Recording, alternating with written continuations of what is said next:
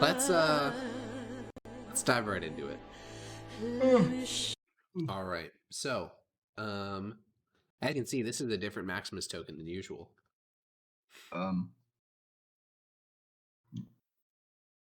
Where's his mustache? Exactly.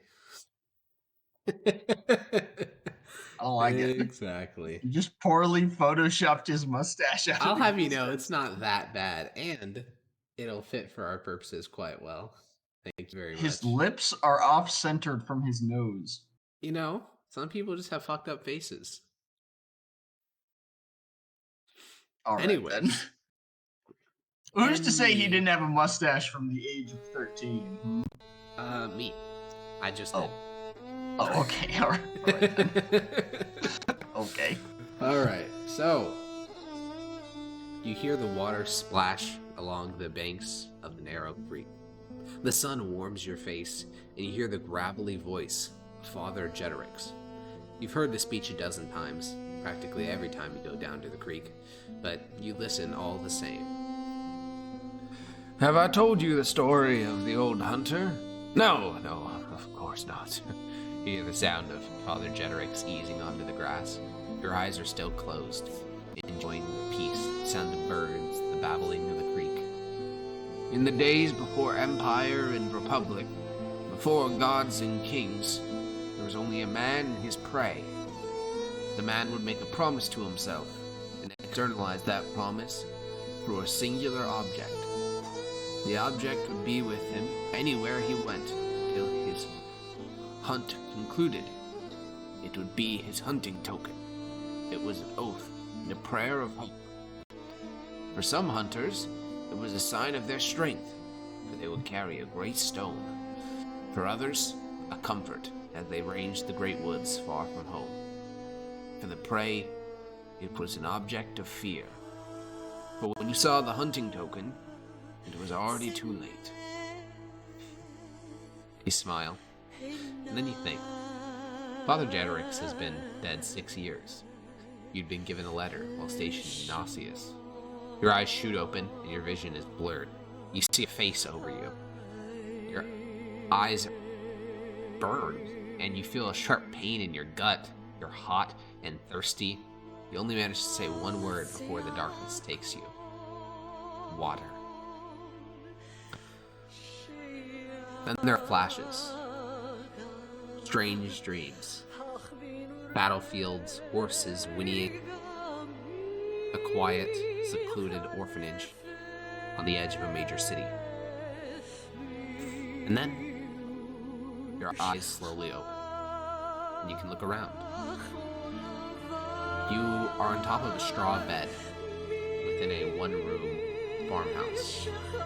A loom shuttles over in the corner. A tiny little fire pit burns near the center of the room. And you can see a woman guides cloth through the loom, weaving a tapestry, and a man plays on the floor of the farmhouse. He's on his knees playing with a toddler no older than 2. And a large basset hound sits in the corner of the room. The basset hound is looking at you, but it doesn't seem to be concerned. It just has its eyes sort of resting on you lazily. You don't know how you got here. In fact, you don't even know really what your name is.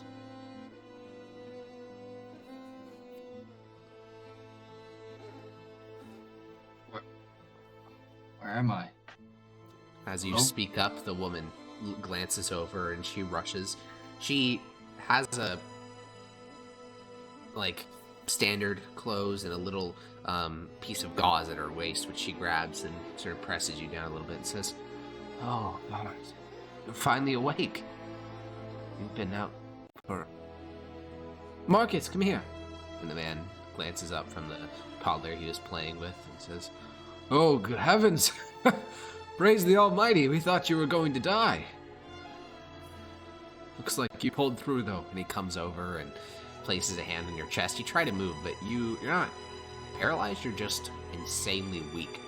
And as you try to lift the right side of your body, you realize it's all immobile. It's wrapped in some sort of gauze or cloth or something, preventing you from moving. But a large fur has been draped across your chest for warmth, so you can't see the right side of your body.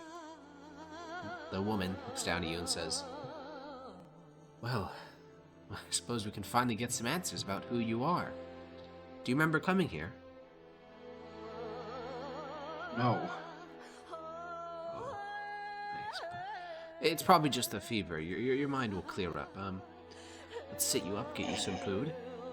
And she sort of pushes the man aside, and he moves over to go get some stuff from a pot, and she will help you sit up. And as your body is lifted up out of the fur to prop you upright, you see that the entire right side of your body looks basically, especially around your chest and your stomach, has been covered in bandages, and blood has leaked through them. Though she doesn't seem especially concerned about it. And slowly, you realize the other things. Your mouth is dry and hot. Your skin you're cold, and yet you're sweating and shaking slightly. And then you remember your name. Your name is Maximus. Maximus Titus Gaius. But any other thoughts just give you a headache. The woman says, "Well, I suppose it makes sense you don't remember. It was about a week ago. You came riding into our farm in the saddle of your horse. The horse was very well behaved, and you were on his back. We thought you were dead at first. Just, some deserter. But, well, we took the crossbow bolt out, and here you are. Marcus thought the infection would kill you." And then the man sits down and has a bowl of soup in his hands, and you, at first, when he goes to feed it to you, you try to raise your hand and push him away. You can feed yourself, but then you realize that your hand is so weak that you just lightly drag your fingers across his hands, and you don't even really push him. Yeah. And you accept the soup. He slowly feeds you. And the man speaks up and says, "You don't need to talk.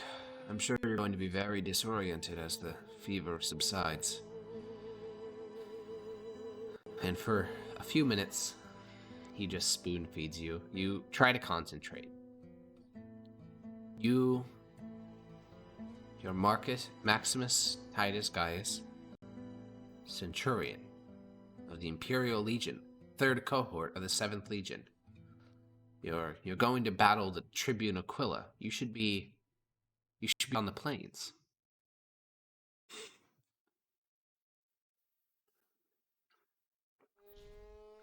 The farmer takes, you finish the bowl of soup, so he sets it down on the ground next to the bed and says, "Well, I assume that once you come back, you'd be feeling better. But, you can remain here for a couple days. Your horse is still outside." Saddle. Saddle? Where is it? We didn't touch it. The horse tried to get in to the house for the first 2 days. He clearly cares for you quite a bit.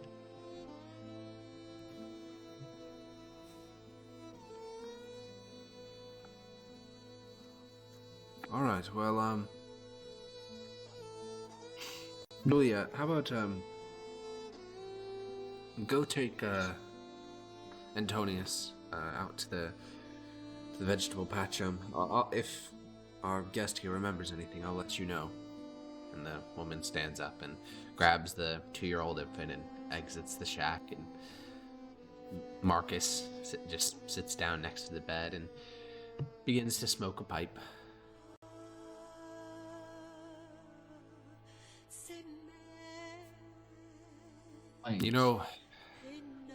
We asked for a doctor or a cleric, but I sent them away. You see, I assumed you were a deserter. You don't look like much of a soldier. I will give him, a disgusted look. He sort of puts his hands back and says, "Well, I'm sorry. It's just, You see, my brother, he died out on the plains a couple of weeks ago. And, Legion. Which yes. one? He was Which in one? the second. I know. I wrote it down somewhere. Did I write it down? Oh, yeah, there it is. I wish that he had just come home. You know, even, I'm sure there's something traitorous about this, but even if he'd had to desert, I wish he'd just come home. We all do. Have you gotten your bearings at all? I'm supposed to be on the plains. Why?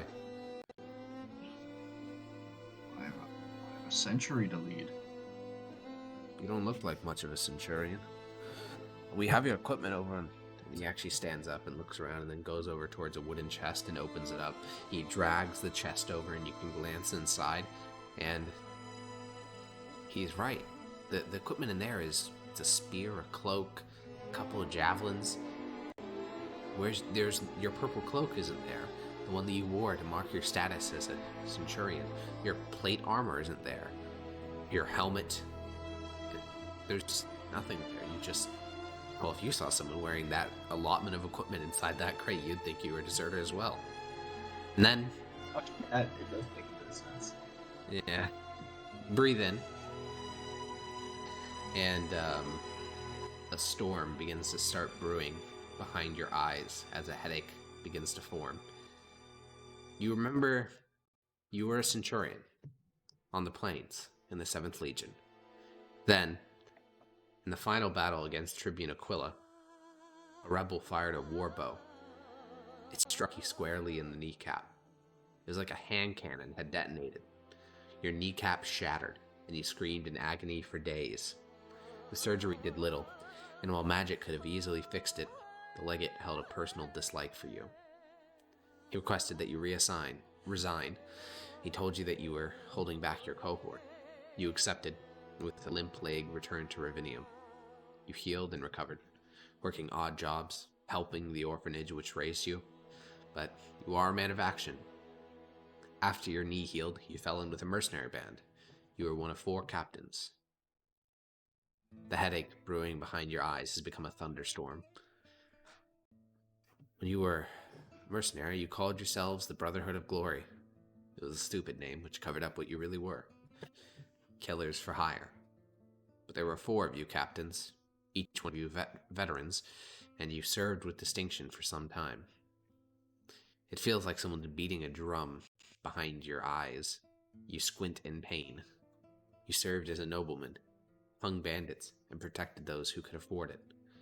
While the legions battled against rebels and vagabonds in the east, you kept the home front safe, maintaining the Mithdosian peace.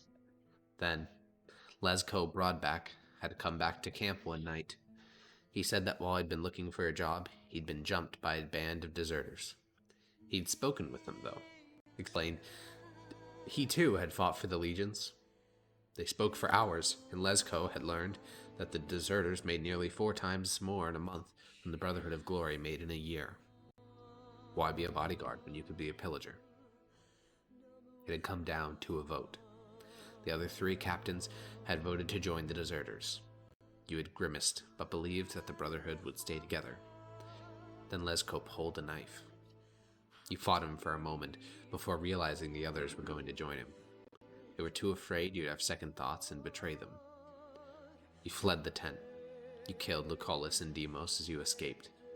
The last thing you remember is pulling yourself onto Mickey, and then pain. The headache behind your eyes is so mighty it forces your eyes to close. Perhaps there really is a thunderstorm raging. Then you hear Marcus's voice. "Are you all right there?"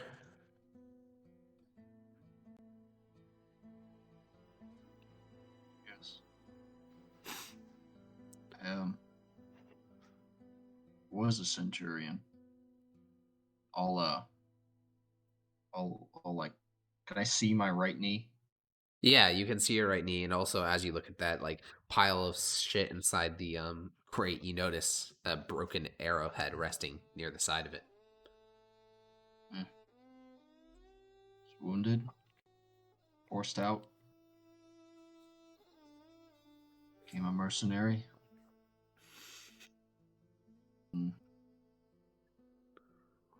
Betrayed by my band. Last thing I remember is getting on my horse, run, and an impact, pain.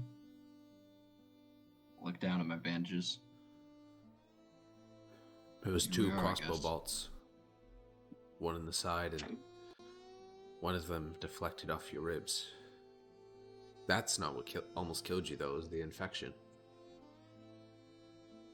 You're lucky to be alive.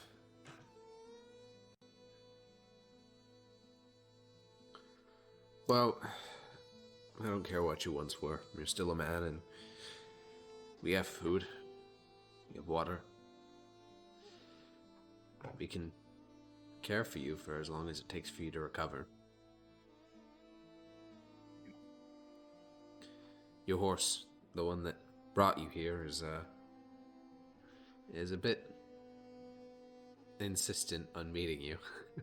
As I said, the first 2 days he tried to get inside the building. So, obviously not right now, since I doubt you could even, close your hand and make a fist, much less walk, but in a couple of days.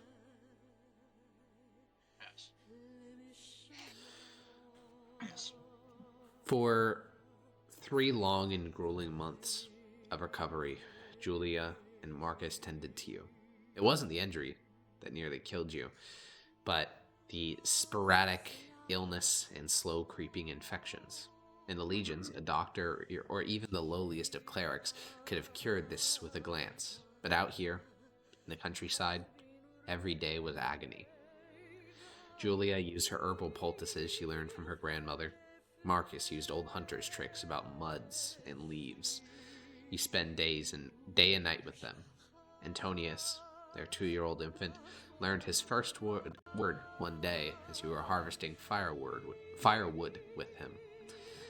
He said, "Dada." Marcus had practically cried every time he heard it for a week. But soon enough, your wound was healed. The infection died down. You shaved your face. You were a former Imperial officer, not just some mercenary. You met Mickey again. He was in good shape, healthy. He needed some brushing of his coat, of course, but he was a good horse who'd seen far worse things. There were only 2 questions that remained.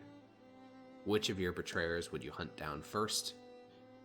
And what would your hunting token be? How many are there?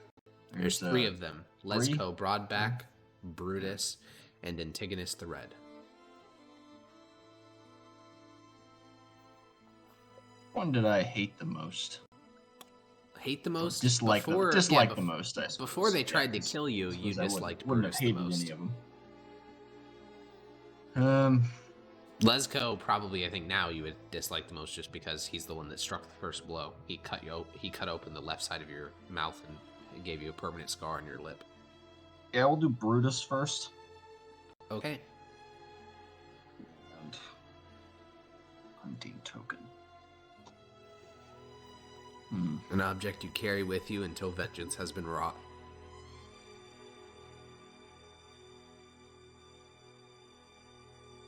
The arrowhead. The arrowhead.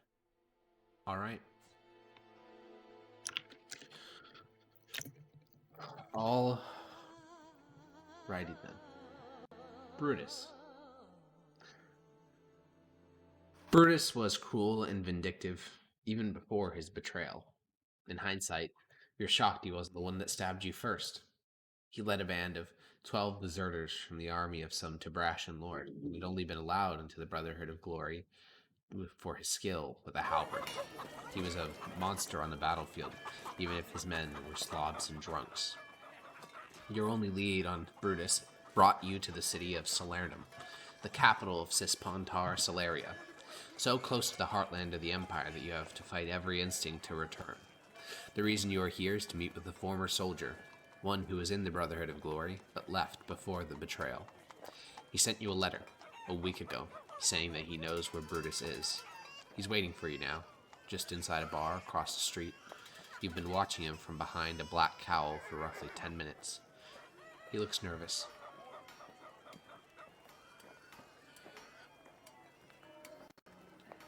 Oh.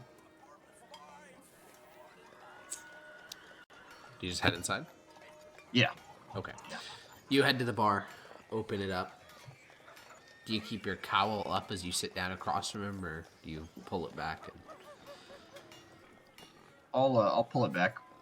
Yeah, as you sit down, the man on the other side, Julius and Antony, sort of looks excited and says, "Wow, it really is you.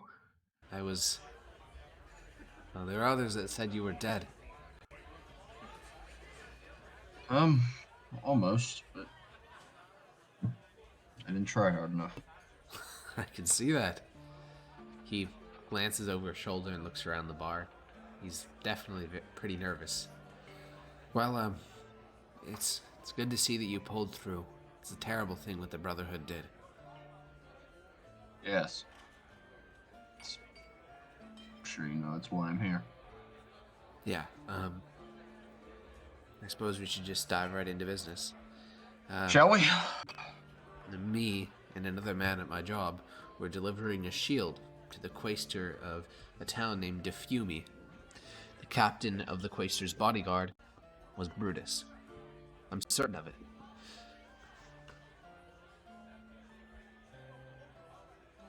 He has to be under an assumed identity. The quaestor called him Pius. Said the town of what now? Diffumi.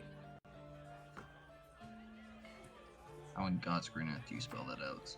Diffumi? Whatever will make you... There's a bunch of ways you could spell it. Diffumi, Diffumi... I mean, I don't know, man. I spelled it the second way just because I think it's, phonetic enough, but... I spelled it none of those ways. Based! As long as it gets you to pronounce the word right, who cares how it's spelled? It was horrific. Alright, well, yeah, that's what he says. The bodyguard of the quaestor there? Mm-hmm.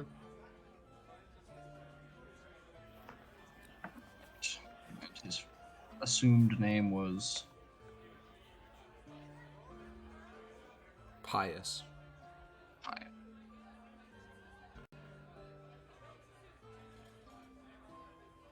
Anything else? Not about that, but,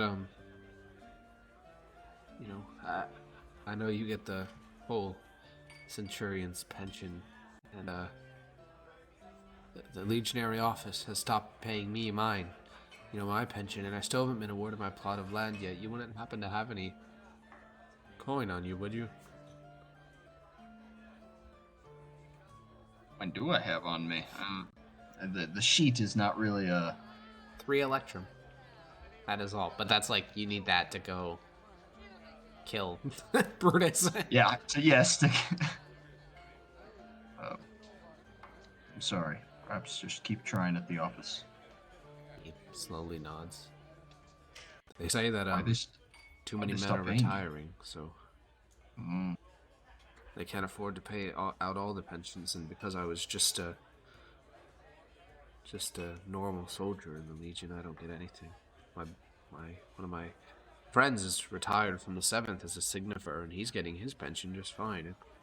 It's not right. It's not. I'm sorry. Wish I could do something more. I wish you the best of luck with Brutus, and I'd be careful. He may be a raging drunk, but I mean, Oh, I remember. He nods and stands up, sort of glancing around the bar, and says, "I'm not used to all this cloak and dagger stuff. Best of luck, Maximus." Thank you. You as well. And he slinks out of the bar. So off to Defumi. Yeah. Is there any So, what is your strategy going to be when arriving at the town? He's the Quaestor's bodyguard, meaning he must operate under, some government authority. Yeah. How long's it been since all the incidents and such? So yeah, a bit of a timeline. He joined the Brotherhood of Glory with you about 2 years ago. He betrayed you about 6 months ago. And he should be a deserter. You're actually not sure, like, how he went from deserter / bandit to becoming, a bodyguard in a tiny little town. Yeah. Clearly How big is assumed this identity. Defumi, Yeah. it's a Yeah. agricultural town at the confluence of the Madrinas and Pontar rivers, so it has about 500 people. Oh, all right. That's not horrible, I suppose. Yeah. You can ride to the village, though, out into the country. It's quite literally the edge of the empire. The Pontar was the river that the first emperor marched west across to make the empire, and ever since then, it's been basically the mark of where the Mithdosian Empire ends and where the Mithdosian colonies out in the plains begin. So you're basically riding right along the edge of the empire. And soon enough, with your about a black cloak draped around your shoulders and about a day of riding, you arrive outside of Defumi. And you can see that the people here are in a wretched state. The fields, the grazing pastures have no animals in them. They are quiet and empty. The people, rather than celebrating in bars, are sitting out in the streets, and they look hungry. The men's cheeks are sunken in, their eyes are sort of recessed into their head. The children seem a little bit better fed, but famine has come to this village. You can see it in the eyes of almost every person that you ride past. Is this a normal thing for Not this at all. area, or? No, This is one of the most fertile regions in all the Empire. So normally a village like this would be just hunky-dory, but this one, for some reason, not? Yeah. Ah, I see. Okay, I'll ride up to the first guy I see. Yeah, it's an older man and a younger fellow with him. The two of them are seated on crates leaning against the edge of a building, and they're in the middle of talking, but as you get closer, they quiet themselves. Excuse me. The older man looks towards you. What's going on here? Why? Why what? Why are you all so hungry? Poorly fed. The armies and the thugs. The 3 thugs. legions have passed through this village, taken our crop, and the thugs are just as bad. Who are the thugs? They work for the Quaestor. Anything to do with the Quaestor's bodyguard? That's the head thug. They I'll, may call themselves deputies, but there's nothing right about it. They take our food, sleep in our homes, leer at our wives. I'll hop down off my horse. This head thug. Does it carry a weapon? Yes, a halberd. You seen him use it? No, no one fought back. They killed Decimus's boy, though. Hung him up from a tree because he dared to fight back and try to prevent them from slaughtering his goat. How many of them are there? Only 4. Including the boss? Yes. What's it to you? Who are you? My name is of no concern, but, well, now that I know that, I'm here to help. I have, a grudge to settle with their leader. And The older man nods and looks towards the younger one. He leans over and whispers something, and the younger guy stands up and begins to walk off. where's she going? The people of this town have grown tired with their treatment. Hmm. And none of I us are would too. warriors, though. We can't fight back, but I can see it about you. How many of Perhaps you? you could meet How many with of you them are there? in the town? Yes. A couple hundred of us. How many of?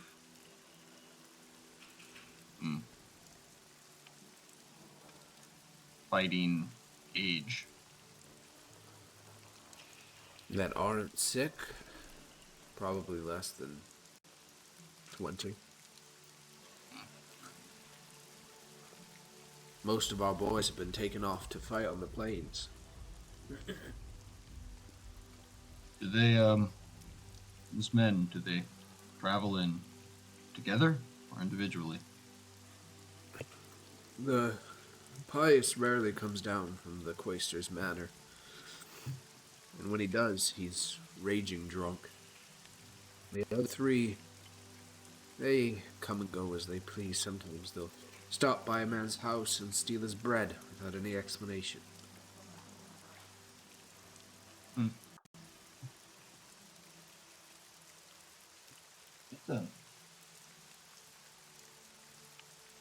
What weapons do I have? Yeah, let's give you your What's character this sheet. like the, Yeah. the like equipment and such? Indeed. All right, you now have access to. One sec. Pause check. Slightly younger Maximus. Exactly. Like basically a year prior to campaign start, Maximus. But like way shittier. Not that much shittier, honestly. All right, you have access to the sheet now.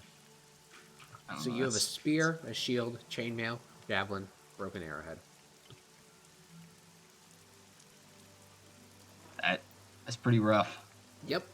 And oh, sorry, 3 electric. Wow, thanks. Thanks for adding that in. Yeah. My 5th level. Oh, alright, I'm 5th level at least. Thank God. Trust me, you're gonna need that. That would have been ass.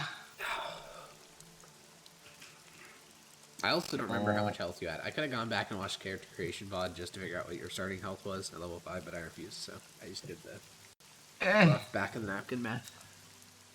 What's it at like 52? I had a really shitty level 6 health. That was about it. Exactly. So my thought was, probably close enough. Good enough. You all would be willing to help? At least That's in what some I manner? had Agrippa go do.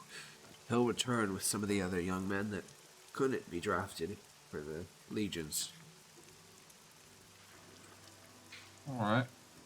Are any of the thugs in town?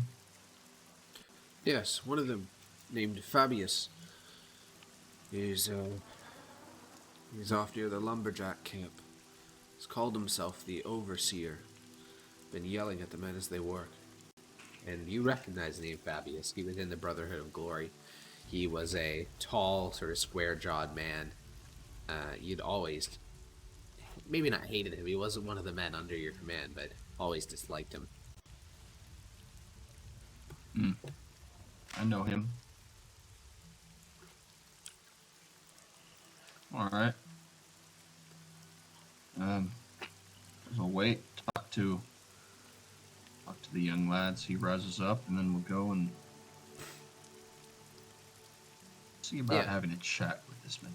Under the light rain, about 6 minutes later, a group of 7 young men come, and it's for some of them, like probably 5 of them, you don't actually know why they couldn't get into the Legion.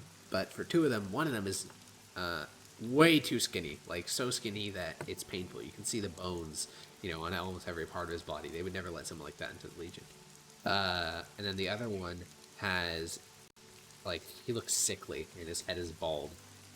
So you don't know what sort of infection he's carrying, but again, you would never let that person like that into the Legion. But the other 5, you're not sure why those young men couldn't be picked. I'll just ask them. Yeah, but you go down the line, and the other 5 were just too young. The war in the plains has been dragging on for years, and when the recruiter first came through the village, half the people here were like 14, 13, and the legions are desperate, but not that desperate yet. Yet.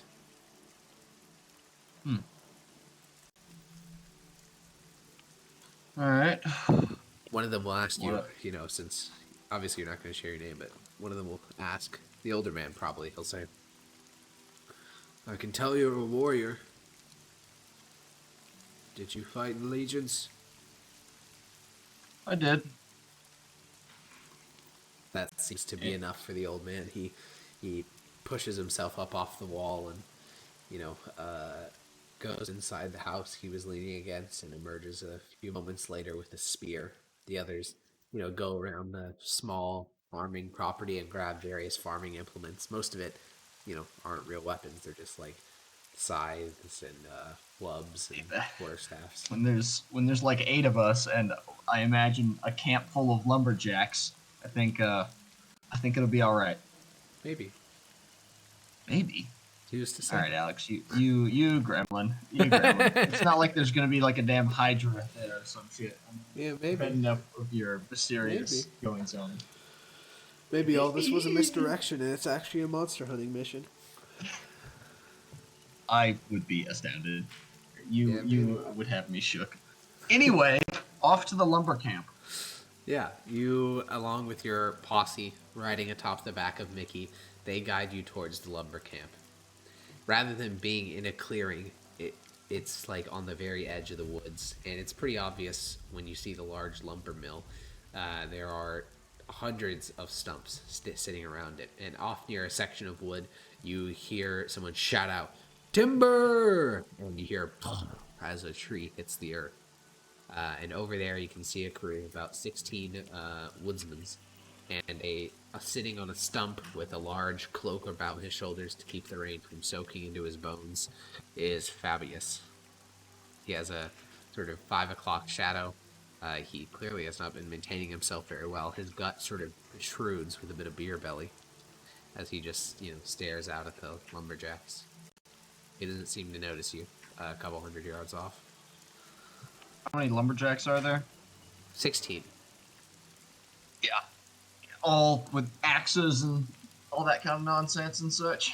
About 4 of them have axes. The rest of them are just have ropes and things like that. Well, you know, 4 axes would be good enough. And I have my motley collection of who's its what's behind me. Yep, who's its what's indeed.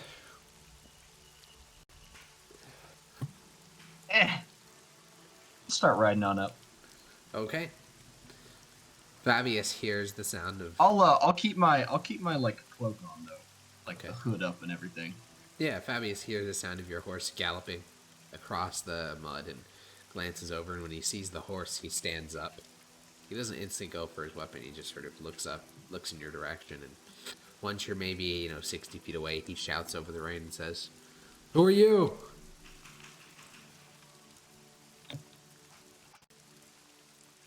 Warrior. He Passing looks through. at the retinue sort of jogging behind you. What are you doing here? These men tell me things. Tell me of the things that you and some of your friends are doing to this town. I don't know who you think you are, or who you think I am. But I'm a dutifully appointed deputy of the Quaestor. I'll look towards the lumberjacks. I imagine they've stopped their work and they're just sort of looking at what's happening. You all, do you think he's been dutifully appointed? Do you think he's a good representative of the Empire? Fabius looks over at them with a glare on his face, and the lumberjack crew stays quiet. They don't seem to agree.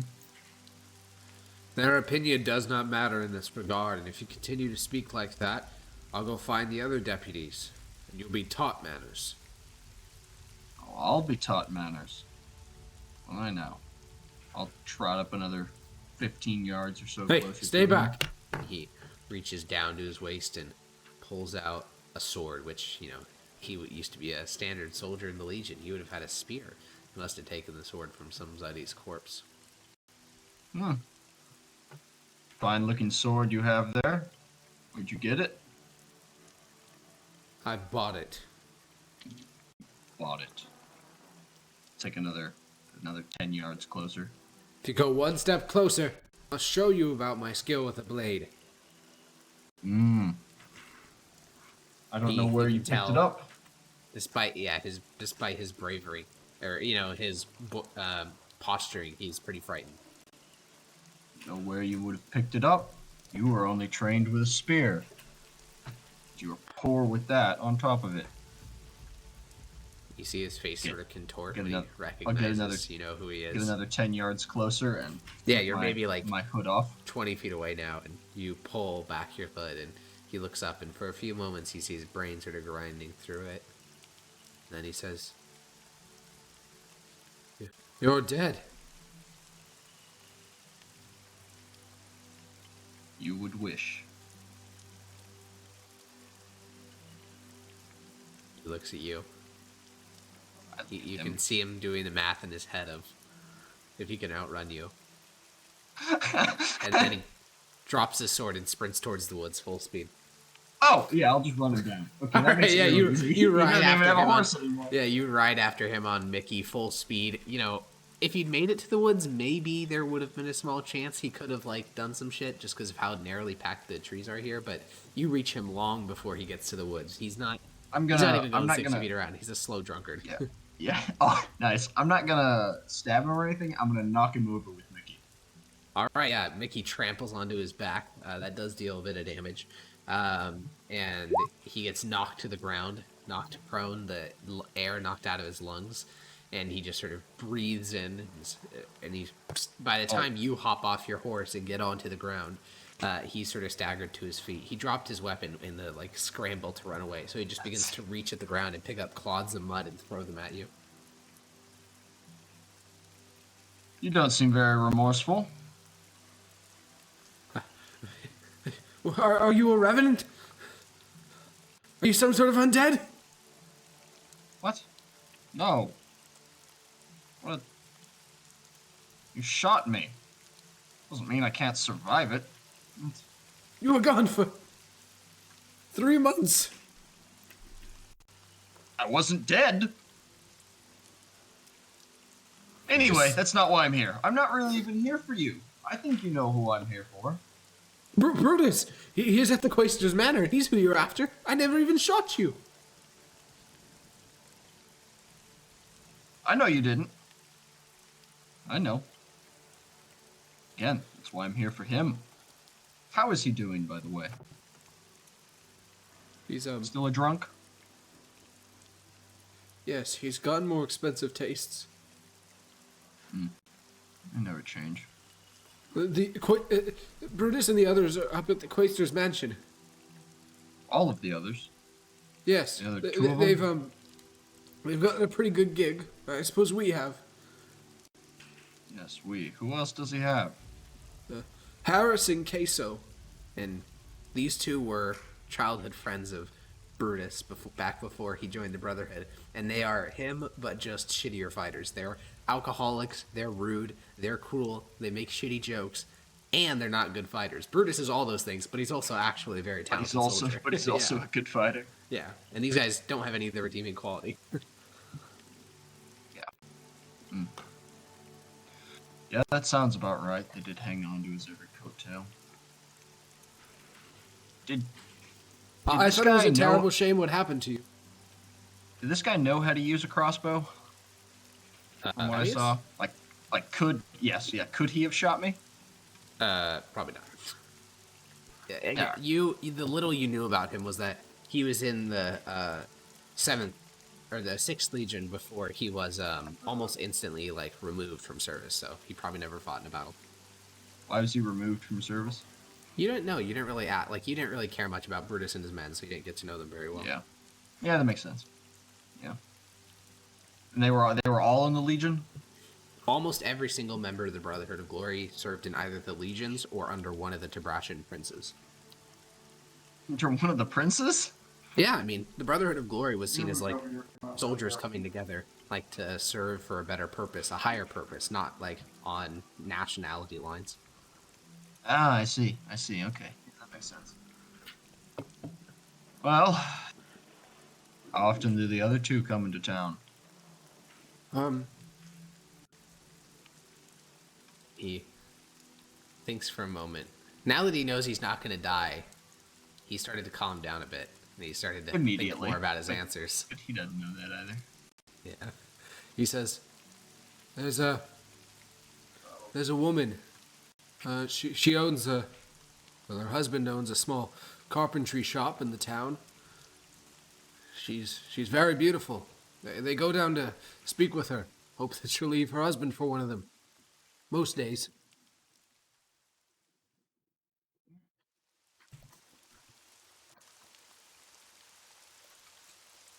Right then.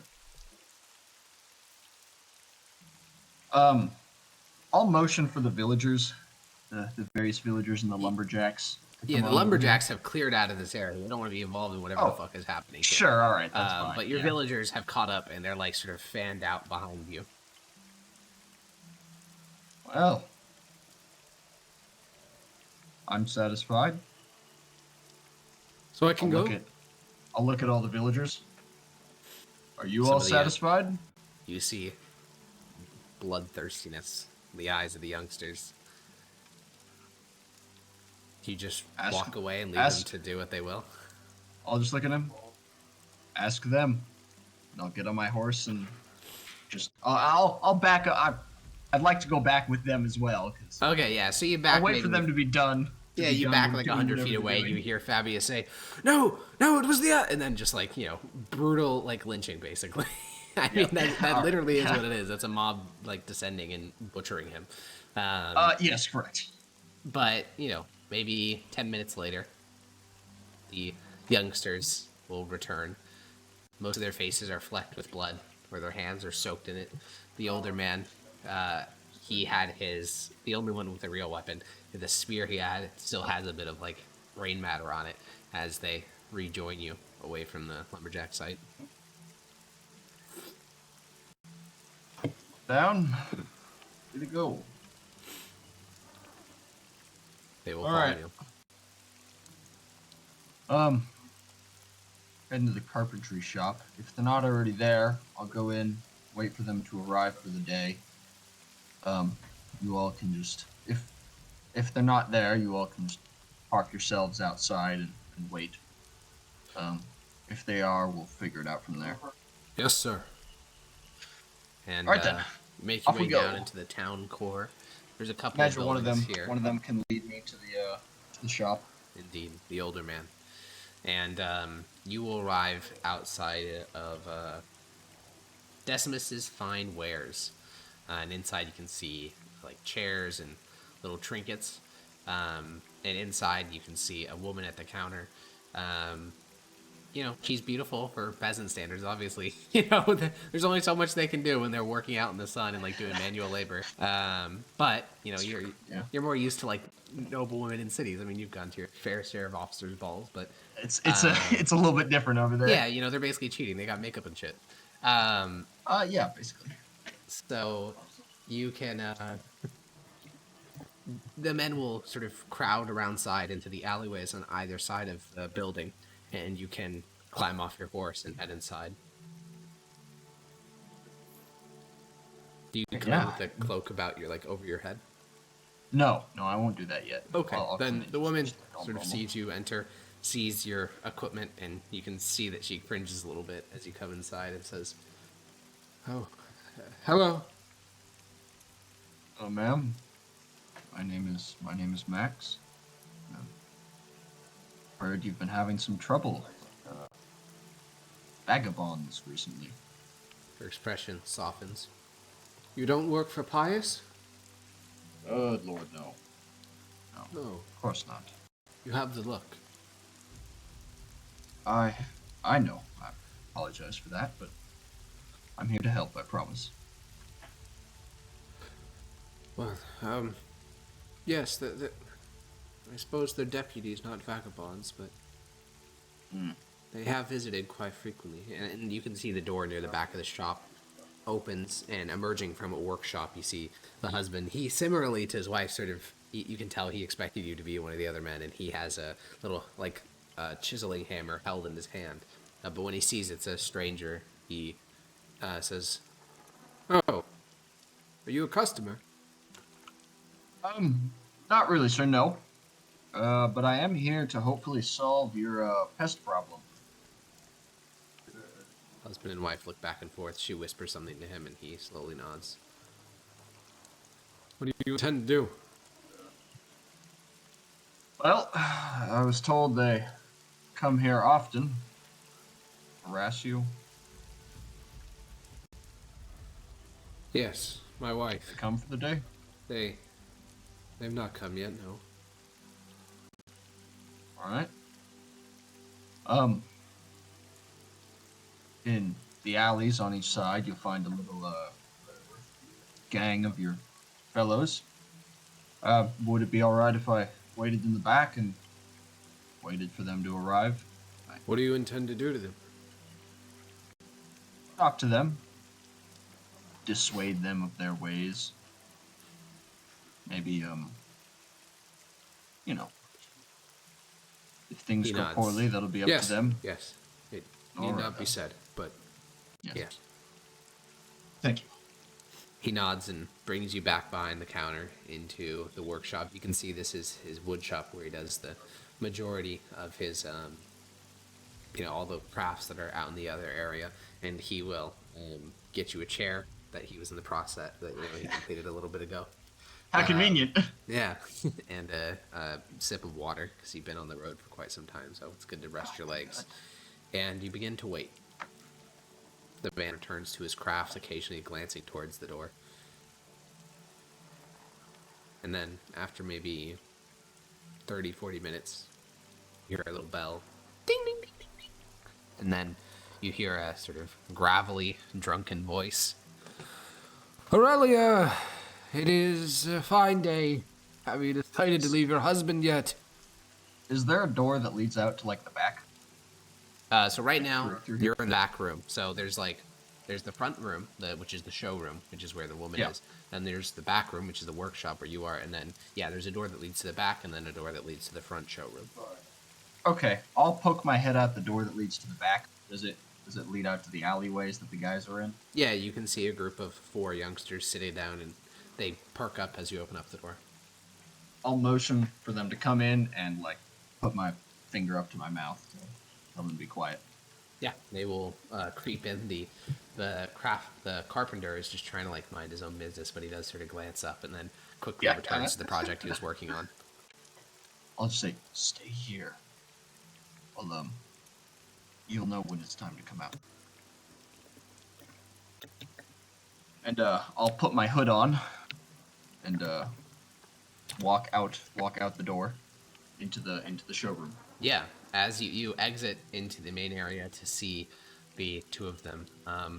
Like Fabius, Queso and Harris have gotten fat, and they're very clearly drunk, leaning over the counter, talking to the woman. She's obviously, not very interested in speaking with them, but as you emerge from the back entrance, one of them, Harris, glances over and says, "What? Who are you?"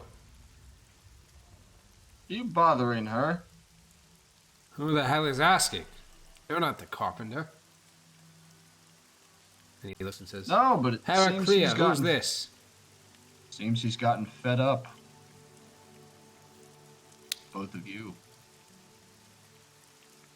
Harris looks around and you see his hand reach to his waist and rest on his weapon. Queso similarly does it. What Harris weapons do steps they back have? and says, they each have swords. And were either of them able to use swords back? Harris steps back and says, Your voice sounds familiar. Do I know you? I don't know why. Look down at their swords. Fine-looking weapons you have there. I took How it did you off the acquire corpse them? of a man I killed. Sure you did. Killed him in cold blood. Perhaps. You two were very drunk. Path you want to go down? He takes out his weapon. Queso does too. I don't know who you think you are. There's only one way this ends unless you go back into that room right now and go on your way. Do they have, like, fear in their eyes, or is it just, like, drunken confidence? Drunken confidence, baby. Alright, I'll take off my hood. Harris already was like starting to recognize you, but he just nods and says, "I fucking do it." But Queso, seems a little bit more nervous, and once he sees you, he has that same sort of look of like, "Oh shit, this guy just came back from the dead." But they keep their weapons held, and Harris says, What do you intend to do then? Oh, you think because there's two of you, that you can get the better of me, don't you? I may not be the best at math, but two's still bigger than one. Well, to be fair, one of you is bigger than I am, good lord.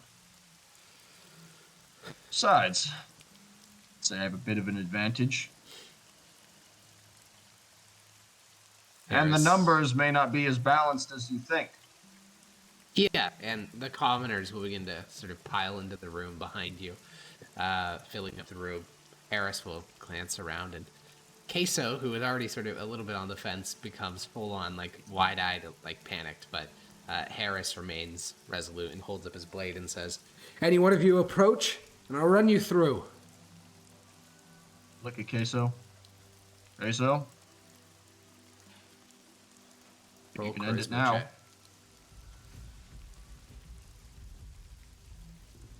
I'm not horrible at those. You're not bad. You're like 14, right? Yeah. That's 15. You look 15's at pretty Queso, and he slams his blade into Harris's throat. Harris staggers backwards and looks in, like, betrayal at Queso, and for a few moments, gasps for air. There's gurgling. The woman screams and scurries back into the workshop, and Harris continues to, like, hold his throat, trying to stop the blood from pumping before he slumps down and gurgles to his last breath. And Queso looks at you and looks at the commoner, like the other people in the room, and says, Oh my. Can I go? I'll look at the villagers. County. The old man looks at Harris's corpse, looks at the others. They make a path open. Queso drops Oh. the sword. And, don't be going up to the quaestors, Minch. Leave. Yes, sir. And he jogs through the gap in the soldiers, his belly jiggling as he runs.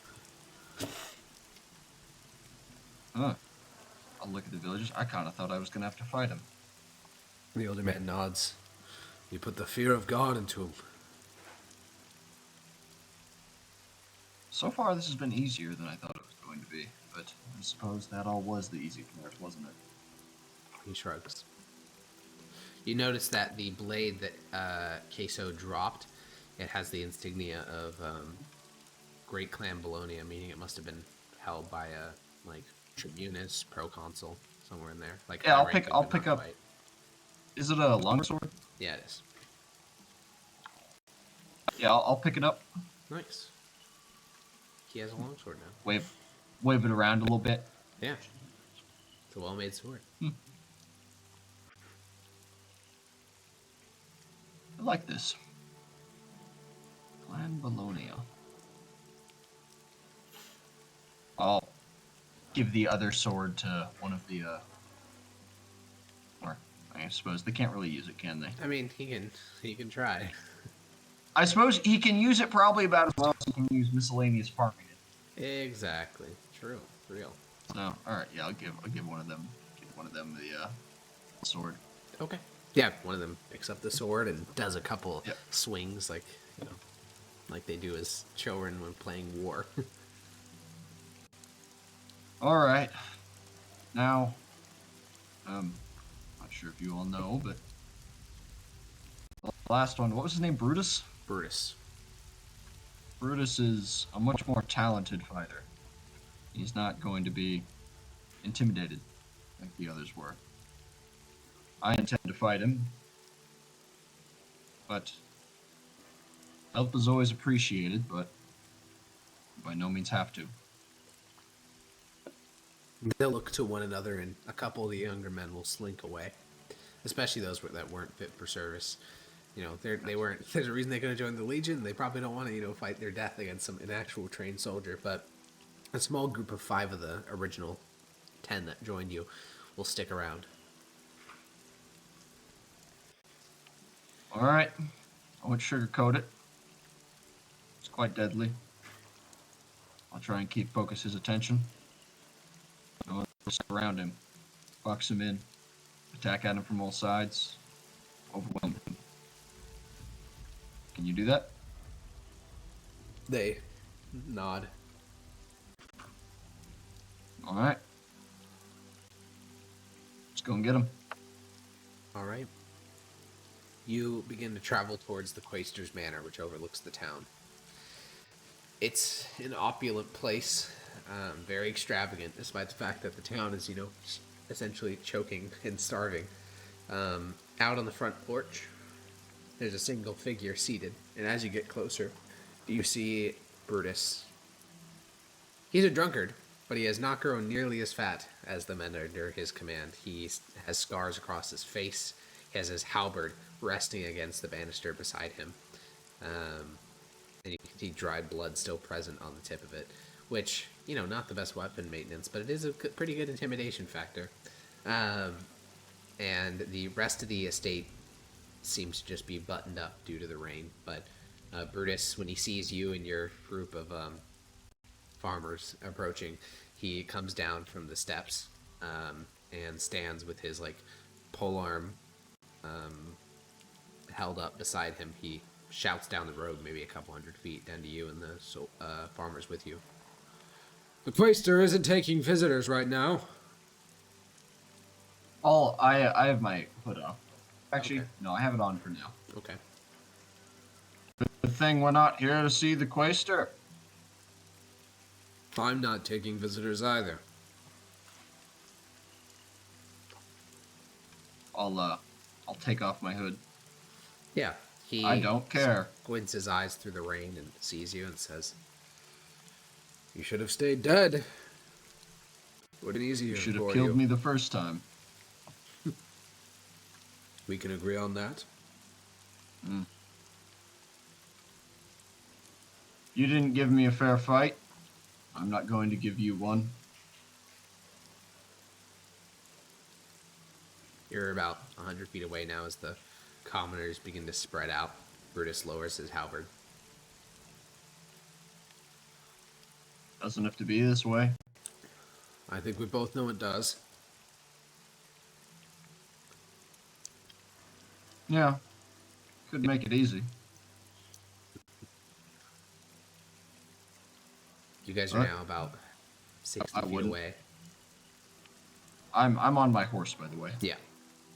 And he says, "Well, come on then." And we are going to roll into initiative.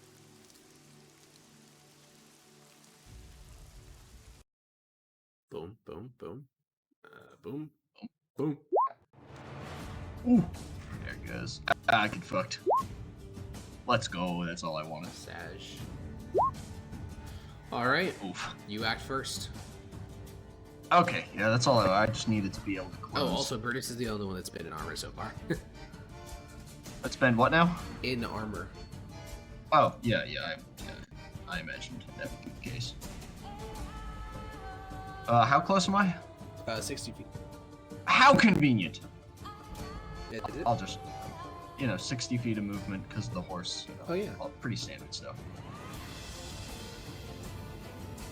Yeah, and then, action surge. Okay.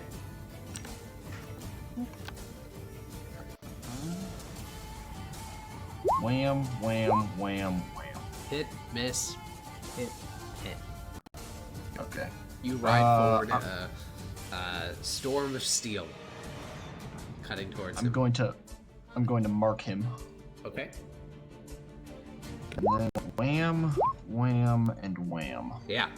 You get behind his guard and deliver 3 swift strokes before he wheels about his halberd in your direction. And it's now his turn. Alright, on his turn he's going to bonus action second wind. First the fighter. Oh my god! Hunga! And he is going to take 2 halberd strikes against you. One of For 10 slashing damage as he pars into your the... chest. Oh my god. And That then hurt. the commoners descend. It takes their full round to charge over since they're 60 feet away, but he is surrounded on all sides as the commoners swarm. Alright. Do I have flanking now? You have flanking in. Bit. Alright. I'm going to second wind. Yep.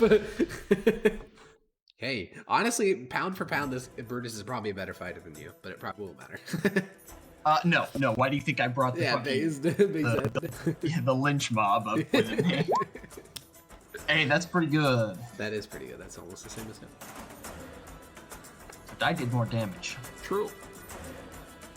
And yeah, I'm just, this is going to be a pretty standard battle of attrition, I think, for the rest of this time. Probably. Hit. Oh, I get one more. Hit. Oh, that's right, yeah. Yep, you slash along his chest. And then I'm gonna continue to mark him. Okay. I'm just gonna mark him On every turn. His turn, he's gonna turn around and do halberd sweep. So the 2 commoners in that direction, since it's a 10-foot cone, both have to make dex saves. Damn! He doesn't have to. They don't. It's not fucking. Oh, They passed. Huge. Based. All right, they receive Based. 1d4 bludgeoning damage, 3 bludgeoning damage each. Wait, they're commoners, so they They're have bloody. 4 health. Pog.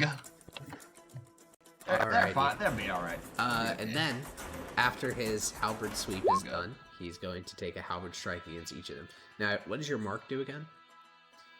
It gives him disadvantage on any attack that is. Okay, well it's neutral then, because it would be advantage. So he just gets a normal attack against each of them. Why would it be advantage? Because they're prone. Oh no, they passed. No, they're not prone. They're not prone. So the Yes, the it's 23 hits, disadvantage. but the 11 misses. Or the 10 misses. So yeah, he skewers one of the commoners through. Make me a Damn. charisma check to see if the rest of the commoners remain in the fight. Yeah, I was kind of trying to prevent that with my marking. Yeah. He bungled that up. All right, they remain in the fight. You know, warn based. them, surround him, keep him pinned down, and the rest of these are still going to be flanking. So that's 2 improvised weapons.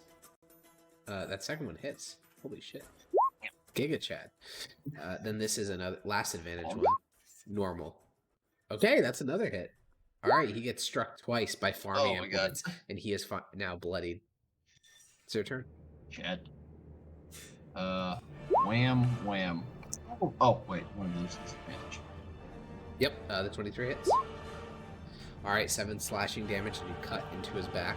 And I mark it again. Yep, on Brutus's turn, he is going to roll d6. Fail. So he's going to take 2 halberd strikes against you. Miss. Alrighty. 14 Oh, sorry. slashing One of damage. One of those. Yeah. One of those. I was about to say one of those. The 23 absolutely hit. Sheeshly, Sunday. beeshly. That was a lot of damage. Yeah, that hurt. And the commoners continue to strike, surrounding him, hitting him on the side, distracting him. If he can only focus in one direction. These are all at advantage now. 1, 2. Okay, only one of those hits, but it strikes him over the back, hitting him on the shoulder. He grunts, trying to turn around. It's getting hit from all sides. All right, hit. All right. You slash towards his throat, going for the killing blow, but he ducks to the side and it cuts deep into his cheek, leaving a long gouge there. If he survives, he's gonna have a nasty fucking scar, though that seems increasingly unlikely. Yeah, his next blow rebounds off your chainmail, and then the commoners descend. I think it is very likely. No, he gets hit by a blow to the side, but remains fighting. It's getting down there, getting very injured, moving slower. I think this might be it. First one maybe hits. not. I'll mark him again. How do you kill him? I don't feel like there's any fanfare required. Yeah. The miss swings to decapitate him, but he manages to duck. And then the swing just kind of turns into just like a backhand, and it just goes right through his gut. Okay. He falls down, grasps his stomach, and then hits the earth. The area goes quiet. You can see a light, like a lantern, bobbing in the window of the Cloister's manor, though there's no sound from inside. The commoners rush over to their fallen ally. But, this is what brought you to this little town. Do you have any reason to remain? No, I'll look at the commoners. Thank you for your help. My condolences for your friend. The older man nods and picks up the body of the youngster. Will there be any trouble with the Cloister? Perhaps, but we know this bastard's true identity. We'll tell the Quaestor. I'm sure he'll understand. All right. Good luck. So, which one's next? I don't think I have a lead on the next one, do I? You will. Oh. Antigonus or Legic Broadback? You said what now? Oh, I see. Antigonus or Legic? Antigonus or Legic. Which one was the... It was Legic that started the whole thing, right? Yep, he cut your lip. Yeah, we'll do Antigonus. Alrighty.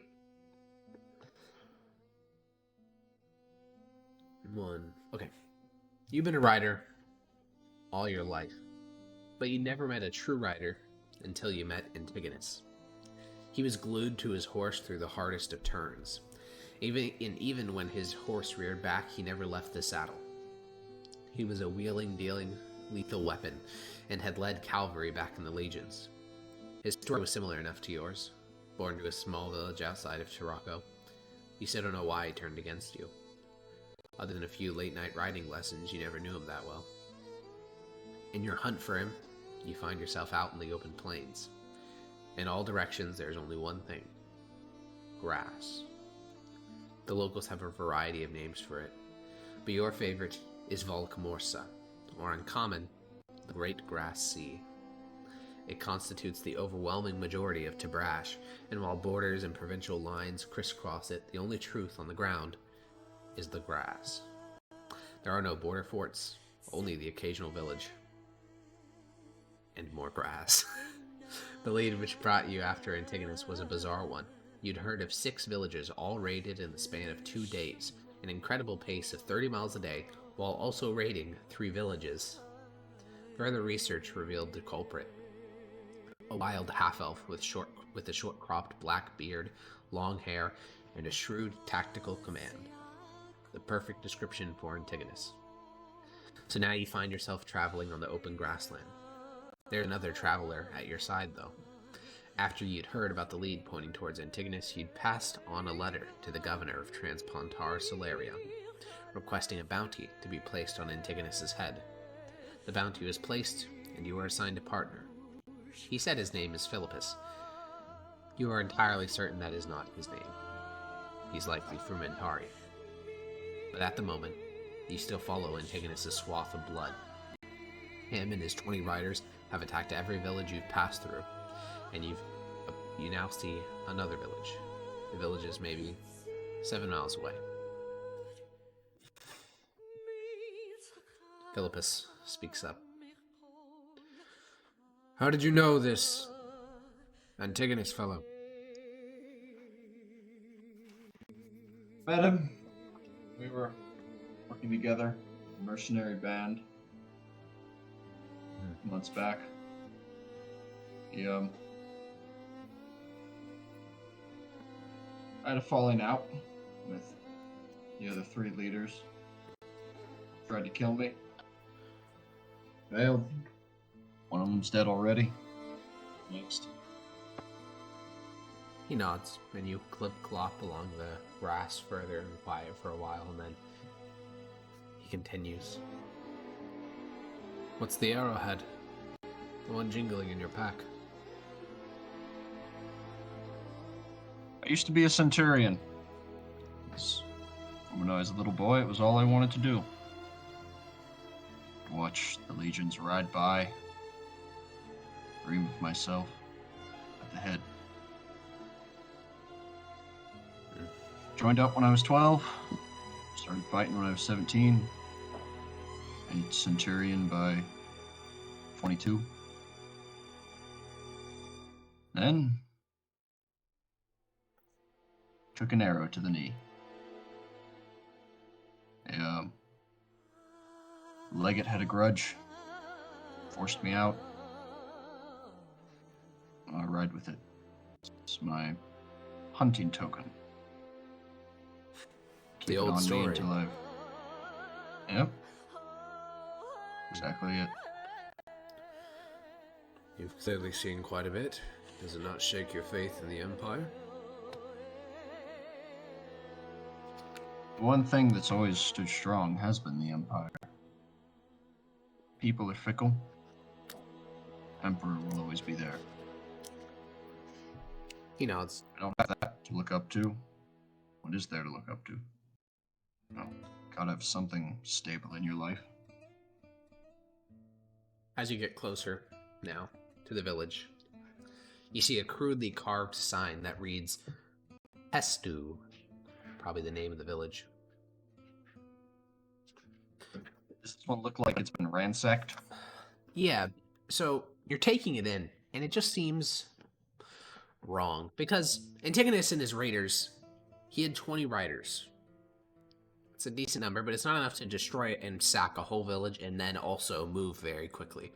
His attacks on the last 6 villages that you've been following through have been things like stealing sheep, goats, raiding a one person's house, taking their valuables and running away, killing one person, taking their shit and then leaving. You know, small little indignities, but not full-on destruction. Here, though, you find something wrong. All the fields are burning, smoldering though, so they probably burned off hours ago. But there's not the grass fields, but the fields of crops are just these ashy messes. 2 houses in the village still burn, flames rising up from their thatched roofs, and in fact, the flames seem relatively recent since you didn't see the smoke plumes from the edge of the horizon, and corpses litter the fields around the village. You see at least 15. This is new. Philippus nods. Not like Antigonus to do this. Something must have happened.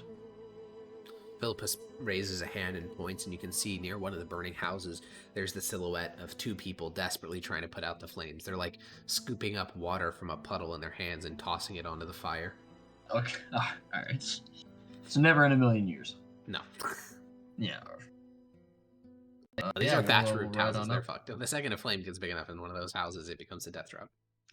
Yeah, it's true. I'll ride on up. Yeah. Can I have used like hit die or? Oh yeah, How you long should has it reset been? your health and all resources. Oh, okay. It's been long enough that. Yeah, the gap between these different interludes is going to be like months. Oh, all right. This whole see. thing takes All you right. like a year and a half. That would do it. As you approach, as you ride towards them, you're able to see down the main thoroughfare, and Could I have acquired a javelin?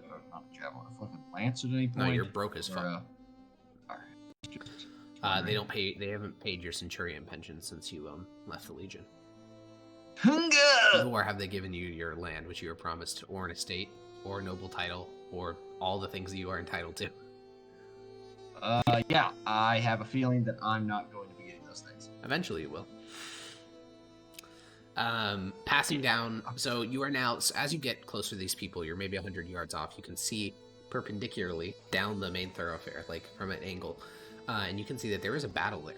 It's a small-scale battle. Only 8 militiamen were killed, like local townsfolk, but they had spears and shields. They must have had their own little like town watch, and they were horribly butchered. Like, these weren't just killed, they were mutilated after death. And it's as you're looking down the thoroughfare that you see the cause. 4 men hang from a tree in the middle of the town square. Each of the men has a sign around their neck with their crime written in Tibrashan. First 2, their sign reads murderers. Third one, his sign reads thief. Last one, his sign reads rapist. And you recognize the faces of 3 of the men. They are former members of the Brotherhood of Glory. Probably riders from Antigonus's warband.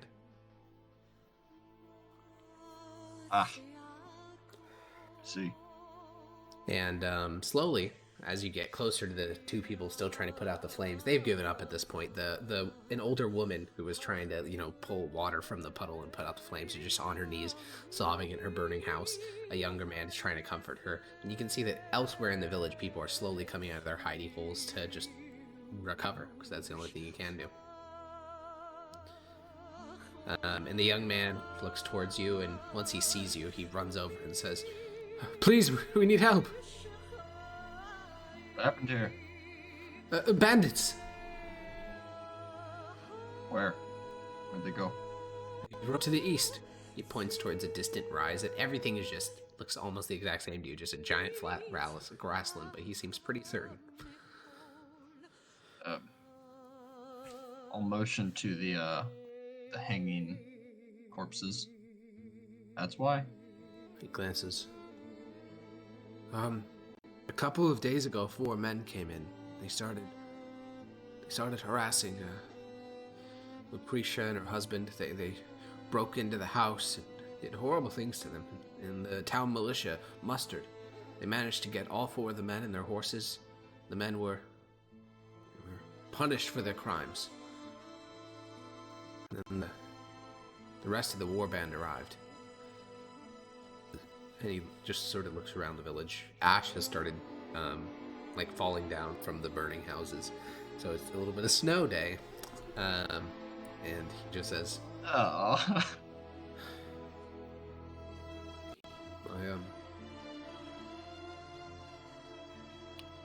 And then he just sort of trails off and just looks out down the main thoroughfare. There's probably around 20, 30 bodies in total of villagers.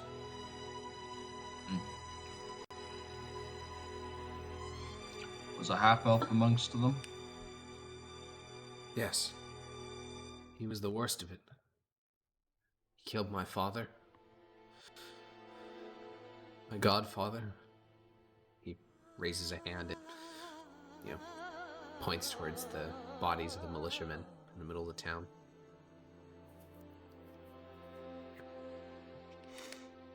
I'll take care of it.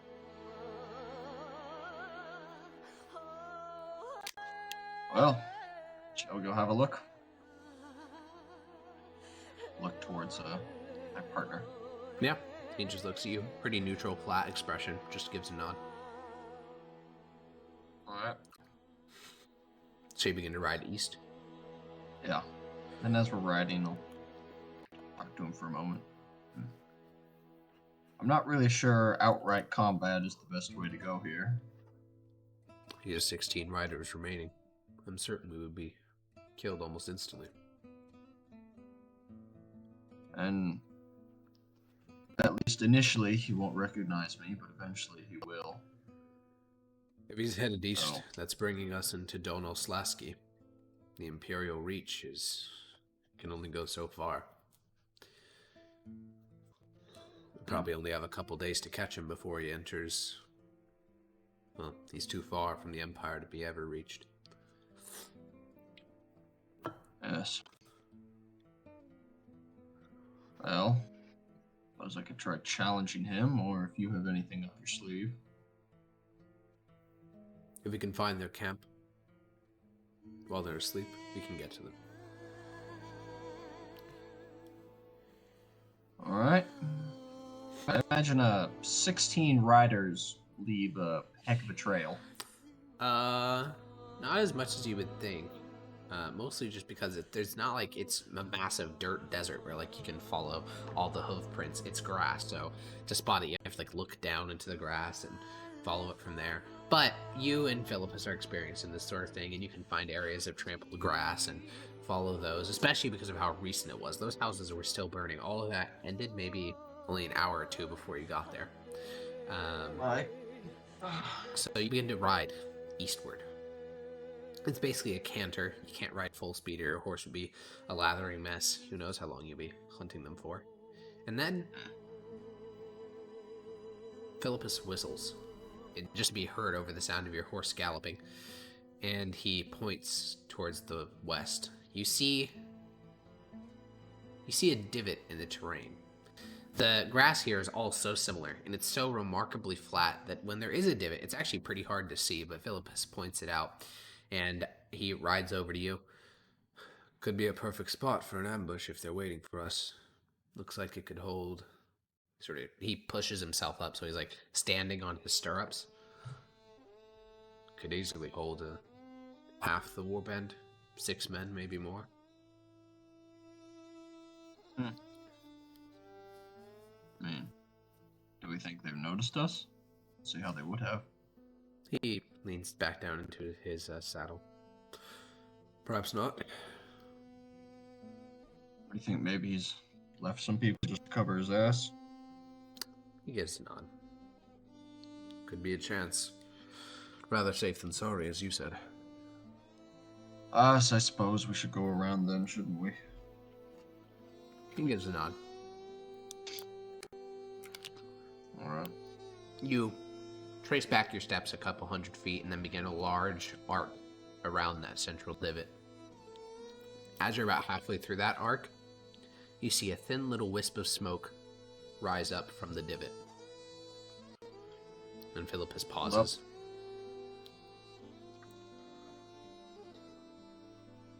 What do we do?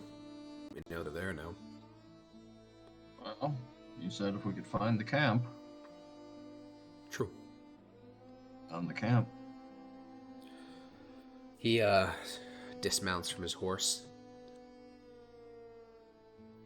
You trust your horse to stay still, right? Yes. Alright. Take off your armor and then come with me. Alright. We spend Take 10 off my minutes armor. taking off the... Alright, I think it's a minute to take it off. You spend a minute taking off your chainmail, slipping it off the top, slipping it up, the coif off your head, and the skirt off the bottom, and then you follow behind Philippus. He moves through the tall grass quietly. On your horse, the grass doesn't seem that tall, but when a person crouches down, they disappear basically up to their nose. And the two of you begin to push through the tall grasses. You're going to be covered in fleas after this, but that's just life. That is what it is. You know, there's literally no way to ever avoid that. Grasses like these are home to all sorts of little critters, which are going to be all over you when you go to bed tonight. As you get closer to the divot, you hear talking. You recognize the voice as Lucius. He fought under your command in the Brotherhood Glory. He says, he's in the middle of speaking, he says, "And that's why it's so wrong. It's not what we signed up for. You all know that. I know that. And you know I'm right. You know, sure, your coin purse is gonna suffer, but it's the right thing to do, damn it." And you just hear sort of like grumbled agreement. It's a bit quieter. And you and Philippus reach the edge of the divot of the terrain and poke your head over looking inside. There's a campsite, a tiny little fire, and they have a wet animal cloth over it to limit the amount of smoke. But, you know, clearly some escaped. And the 6 horses on the campsite are all like sitting down fully so that they don't poke their heads up above the grass or above the divot. And the 6 men are all like laying on their backs or like sitting down, basically as like low profile as possible. And you recognize Lucius, the one who was speaking. There's another man named Avernus, who you recognize from the Brotherhood. The other 4 men must be later people that Antigonus found, because you don't recognize them. How many total? 6. Hmm. 6 isn't so bad. And I kind of zoned out there for a moment. Did you say Antigonus was one of them or not? No. Oh. I'll look towards, what was his name again? Philippus? A partner? Yeah, Philippus. Towards Yeah, Philippus. he just has his head sort of poking through the grass, staring down at the campsite. I may spy an opportunity here. Yeah, he touches your arm and gestures for you to follow him away from the edge of the divot. Alright, I'll follow him. Once you're a little bit away, he says, "They're eating separate rations. My plan was to poison them, but I don't think it'll work." I don't think we need to. What do you think? Well, they seem to be quite displeased at yesterday's occurrence, or today's occurrences. I think they could be flipped.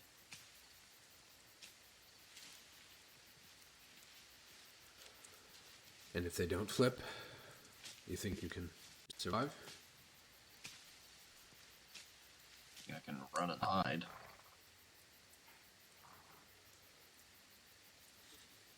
Well, Say it's pretty good. Well, give me a chance to put my armor back on first. alright. And he remains in the tall grass near the divot. Yeah. Alright, yeah, I'll go and do that then. Yeah, you go and retrieve your armor from the back of Mickey and return back through the grass. You're not very quiet, but luckily neither are the men. They're now singing songs of battle and stories, and you don't need to worry about it too much. And you and Philippus are maybe 50 feet from the edge of the divot. So if you're going to charge in there and just persuade them. I mean, basically, yeah. All right then.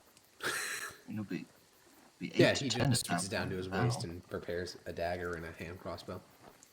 By all means. Probably a good idea. Give me a moment to sneak around to the other side, and then you can go in. Alright. How long should I give you? Go in after a minute. Okay.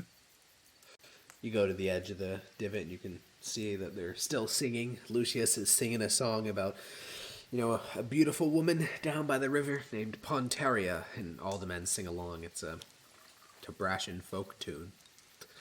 And after a minute, you see Philippus' head poke out the grass on the far edge of the divot, his little crossbow pointed down directly at the neck of Lucius. Are they still singing? Yeah.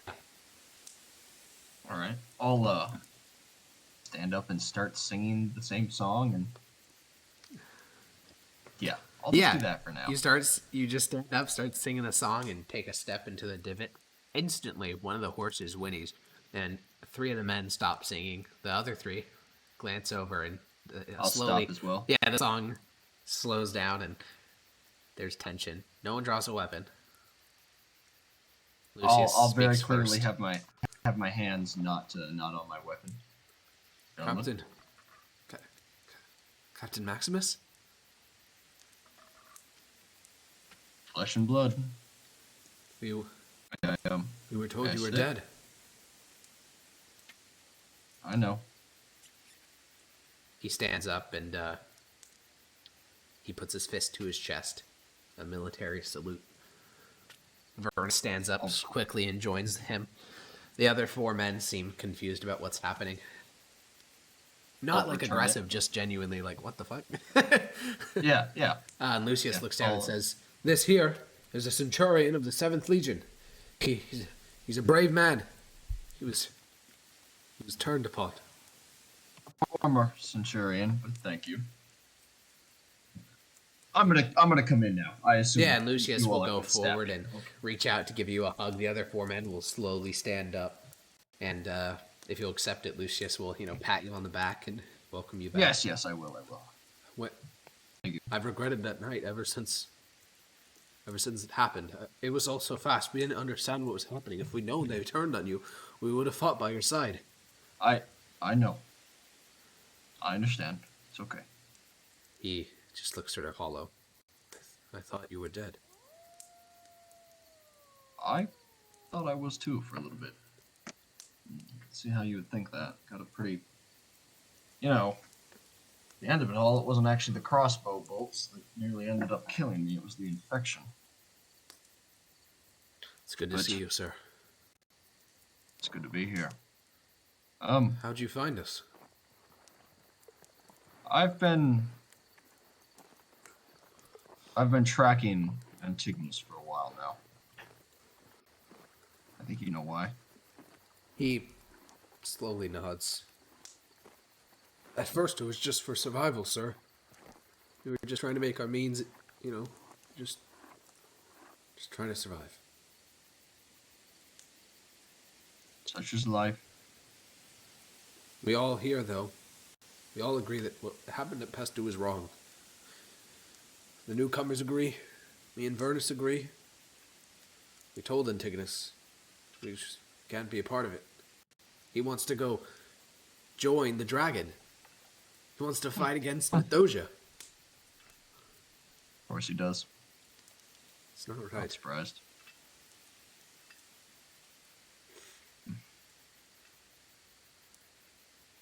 You all be willing to fight with me? Lucius and the that's others right. have clearly talked about this.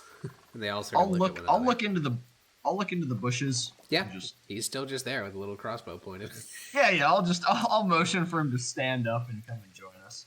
Yeah, that actually does put even Lucius on guard, because he emerges with the crossbow pointed, but then when he lowers it, everything, the tension subsides, and Lucius looks around and says, all right then. We've actually discussed this, sir, and we were actually, Have you now? before you came, we were planning on going east as well, not to fight with the dragon, but just to restart. If we go back anywhere to Mithdosica, we'll be hung as bandits and traitors. We need a promise of amnesty if we were going to help you. I want to see Ravinium again. I'll do everything I can.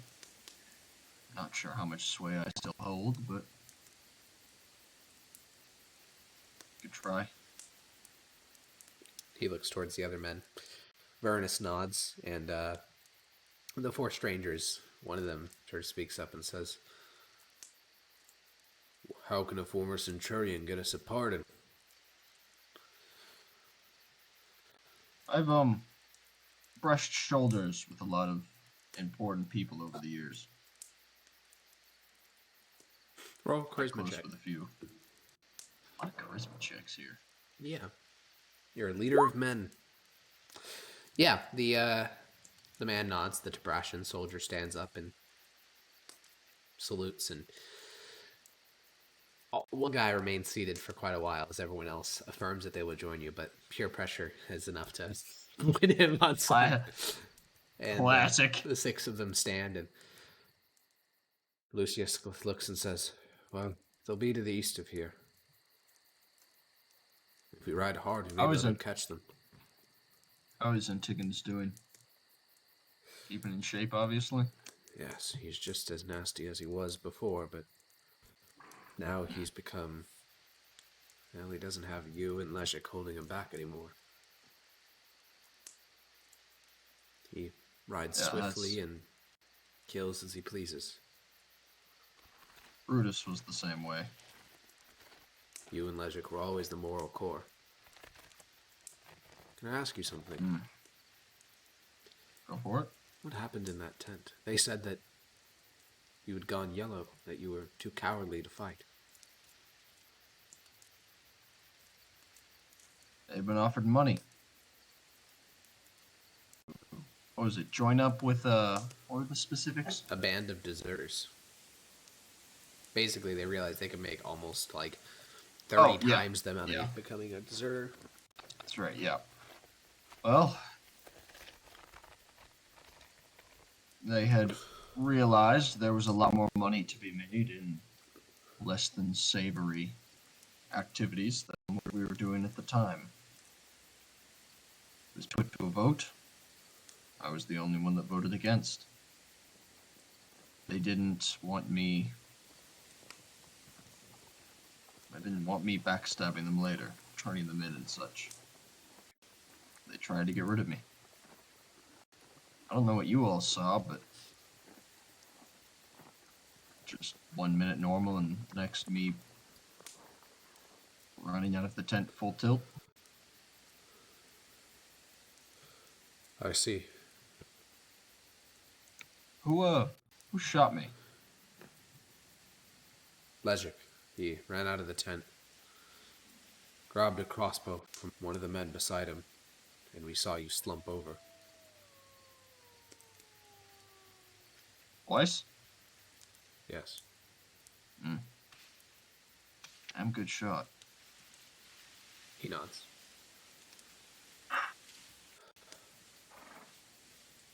Well, It was money? Really? That's all it took for our brotherhood to be broken?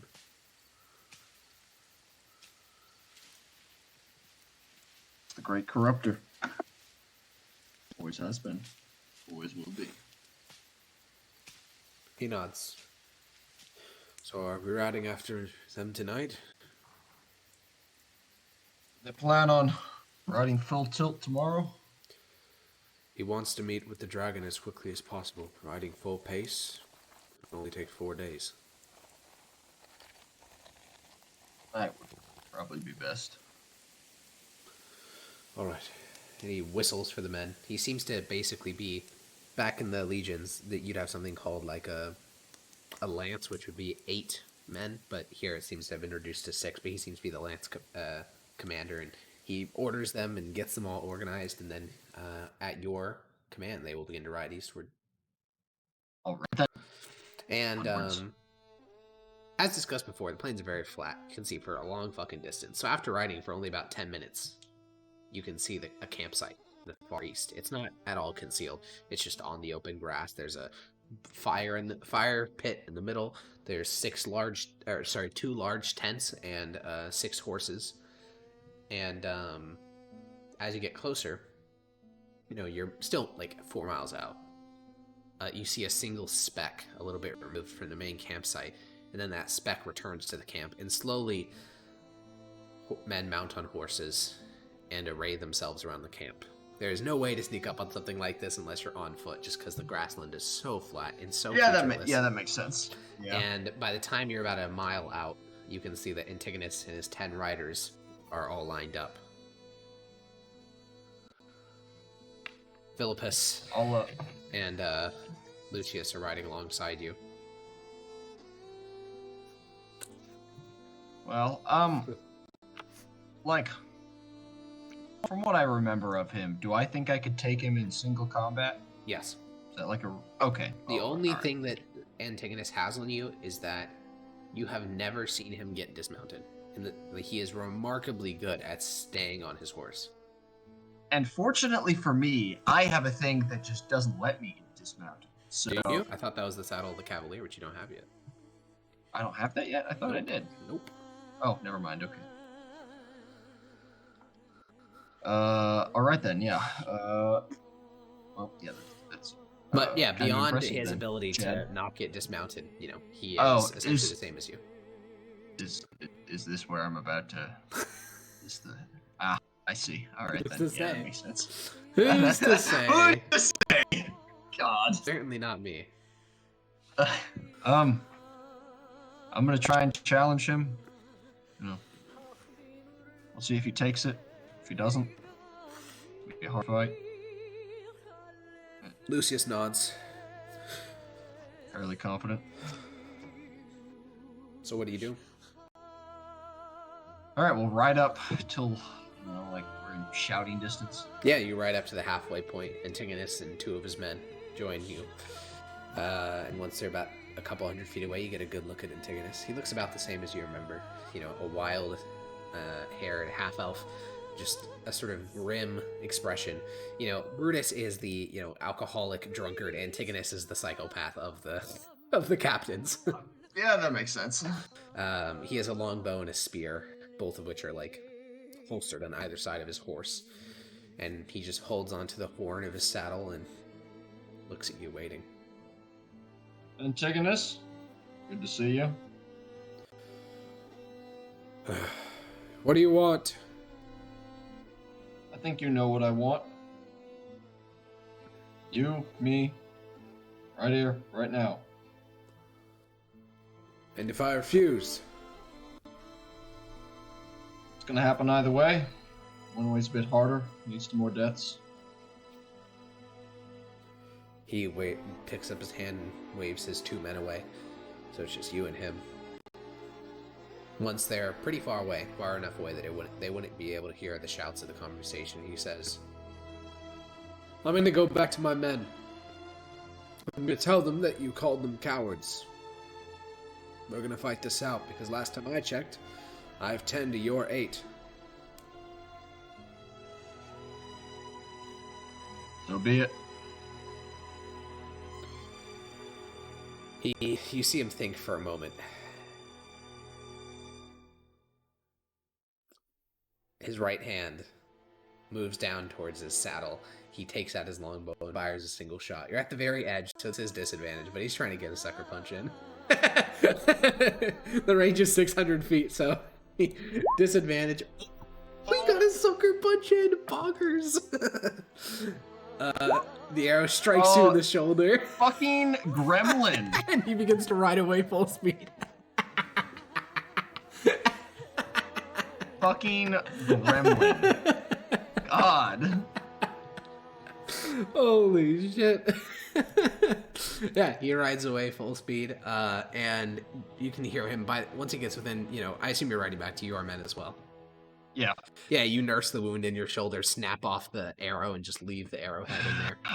And Lucius and Philippus ride up to you long before you get back to your men, and Lucius says, "What happened?" He shot me. I can see that. We're fighting. All right. God, that... And... like 8 arrowheads in my body. Jesus Christ.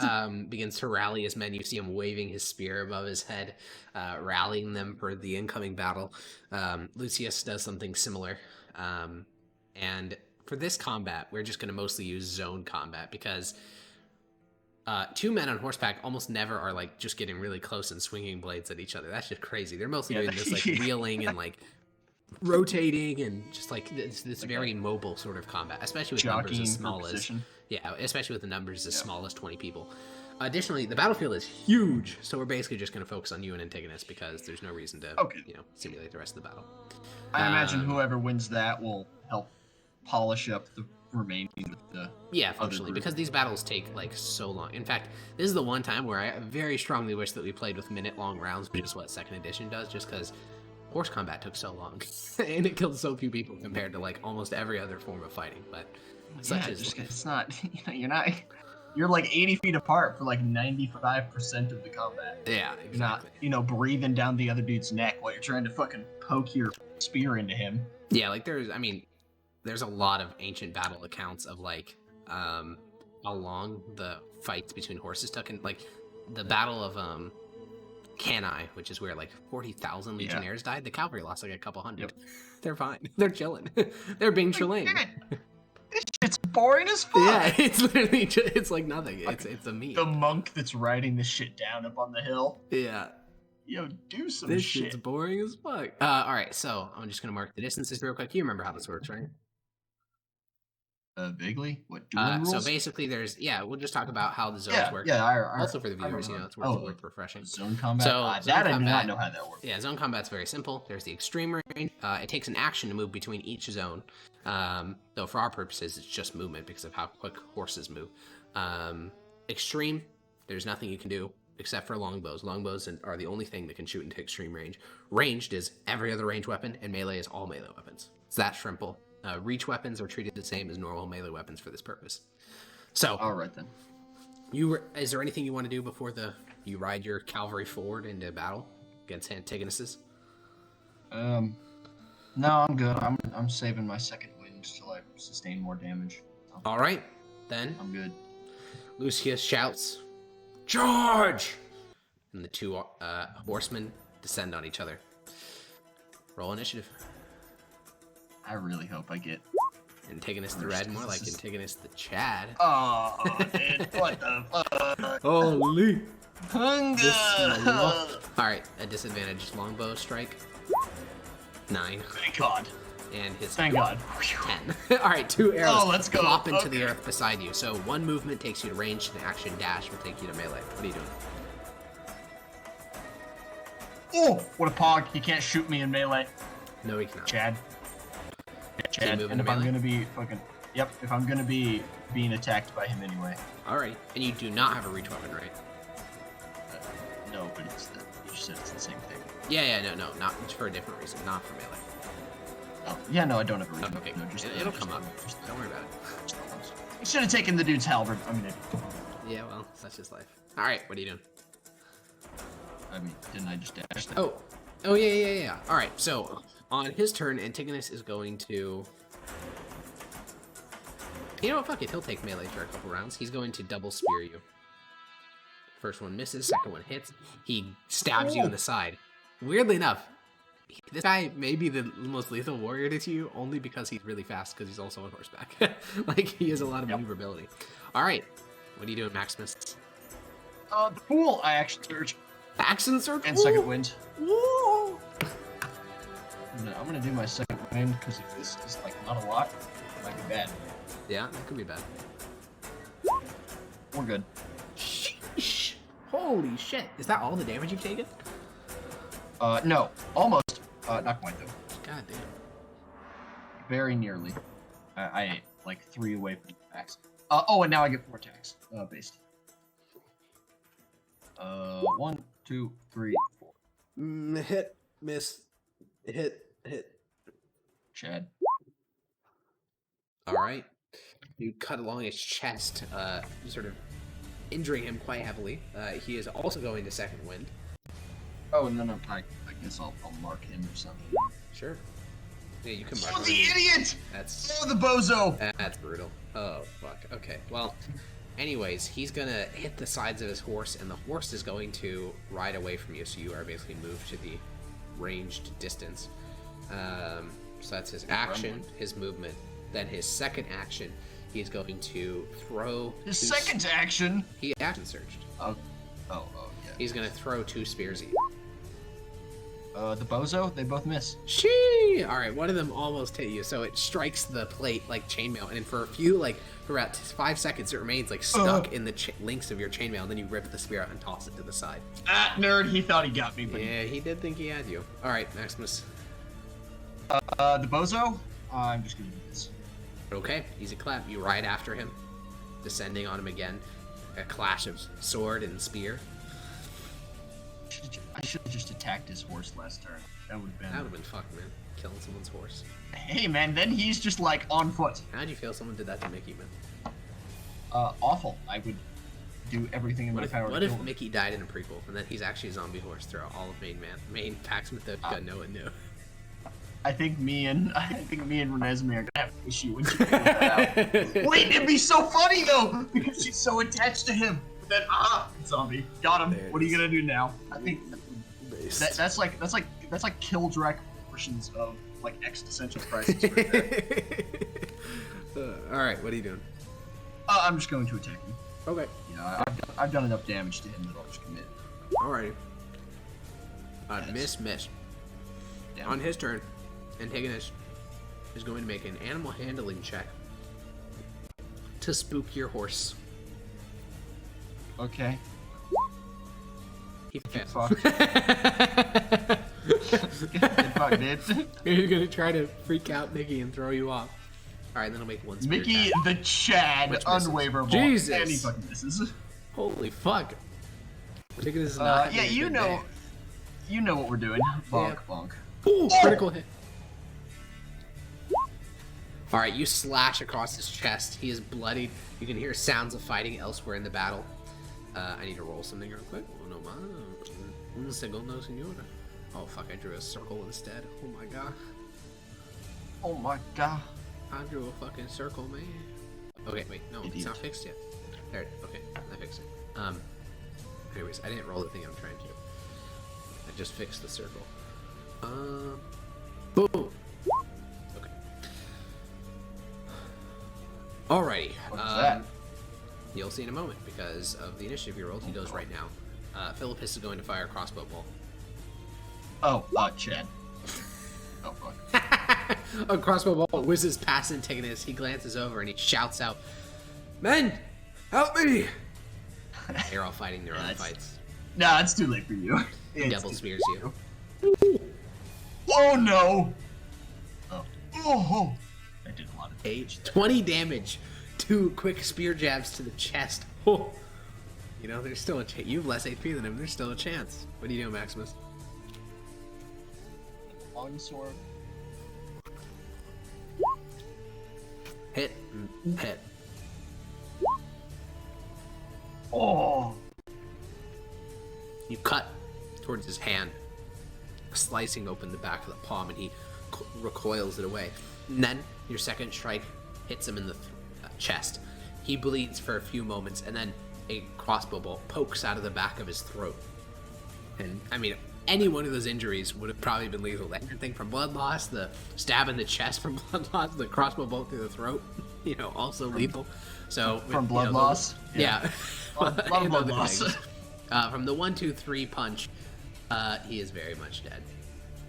And over the course of the next 5 or 6 minutes, the remaining of his men will either try to flee and get killed via ranged fire from Philippus and you, or they will be just killed in like normal fighting.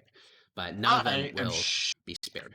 Nagging this dude's crossbow, or not crossbow, longbow. I'm not making the same mistake I made with Halberd Boy. Yeah, in the aftermath of the fighting, the field has been mopped up, and you are now like pillaging the camp. As you're like sitting down and catching your breath next beside Philippus, Lucius comes to you. He's holding a saddle in his arms, and he says, "Sir, Maximus." Oh. Yes. This here, it was Antigonus's saddle. They, All right then. There's a bit of a story about it, you see. He gives it to you. There's an inscription on it in Symbolin, which you cannot read, right? That's one of the languages, because you're a human, bozo? Let me take a look. I mean, I can read a lot of languages. Symbolin isn't one of them. Is not, or is? It isn't. No. Isn't, okay. Then yeah, you can't read the inscription, but he says, one of the boys says that says, the Cavalier's saddle. Seems like a fitting prize for you. Is it a nice saddle? Like, it's a very nice saddle. It's red leather. The horn is made of steel.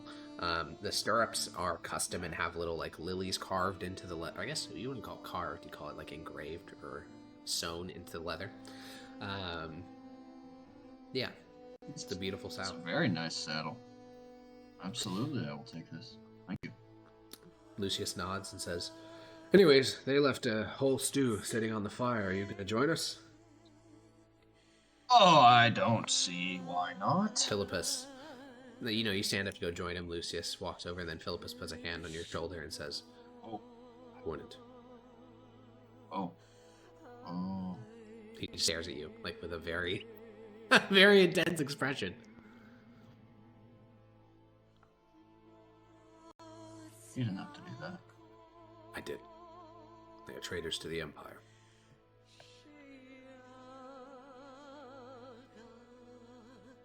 Next time, gentlemen, when we meet again. Lucius looks a bit confused and says, alright, well, we're gonna finish looting the camp.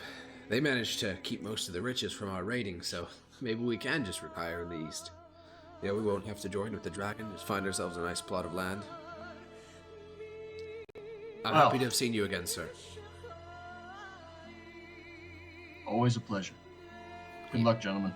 Pats you on the shoulder and walks away back towards the campsite. The 6 survivors that flipped and joined you, laughing and joking around the central pot of stew. Philippus just sort of says, "You won't want to see it when it happens. We should leave."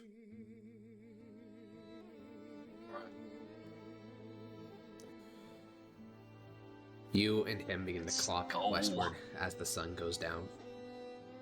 I'll look over my shoulder one last time. Well, that was a bad idea.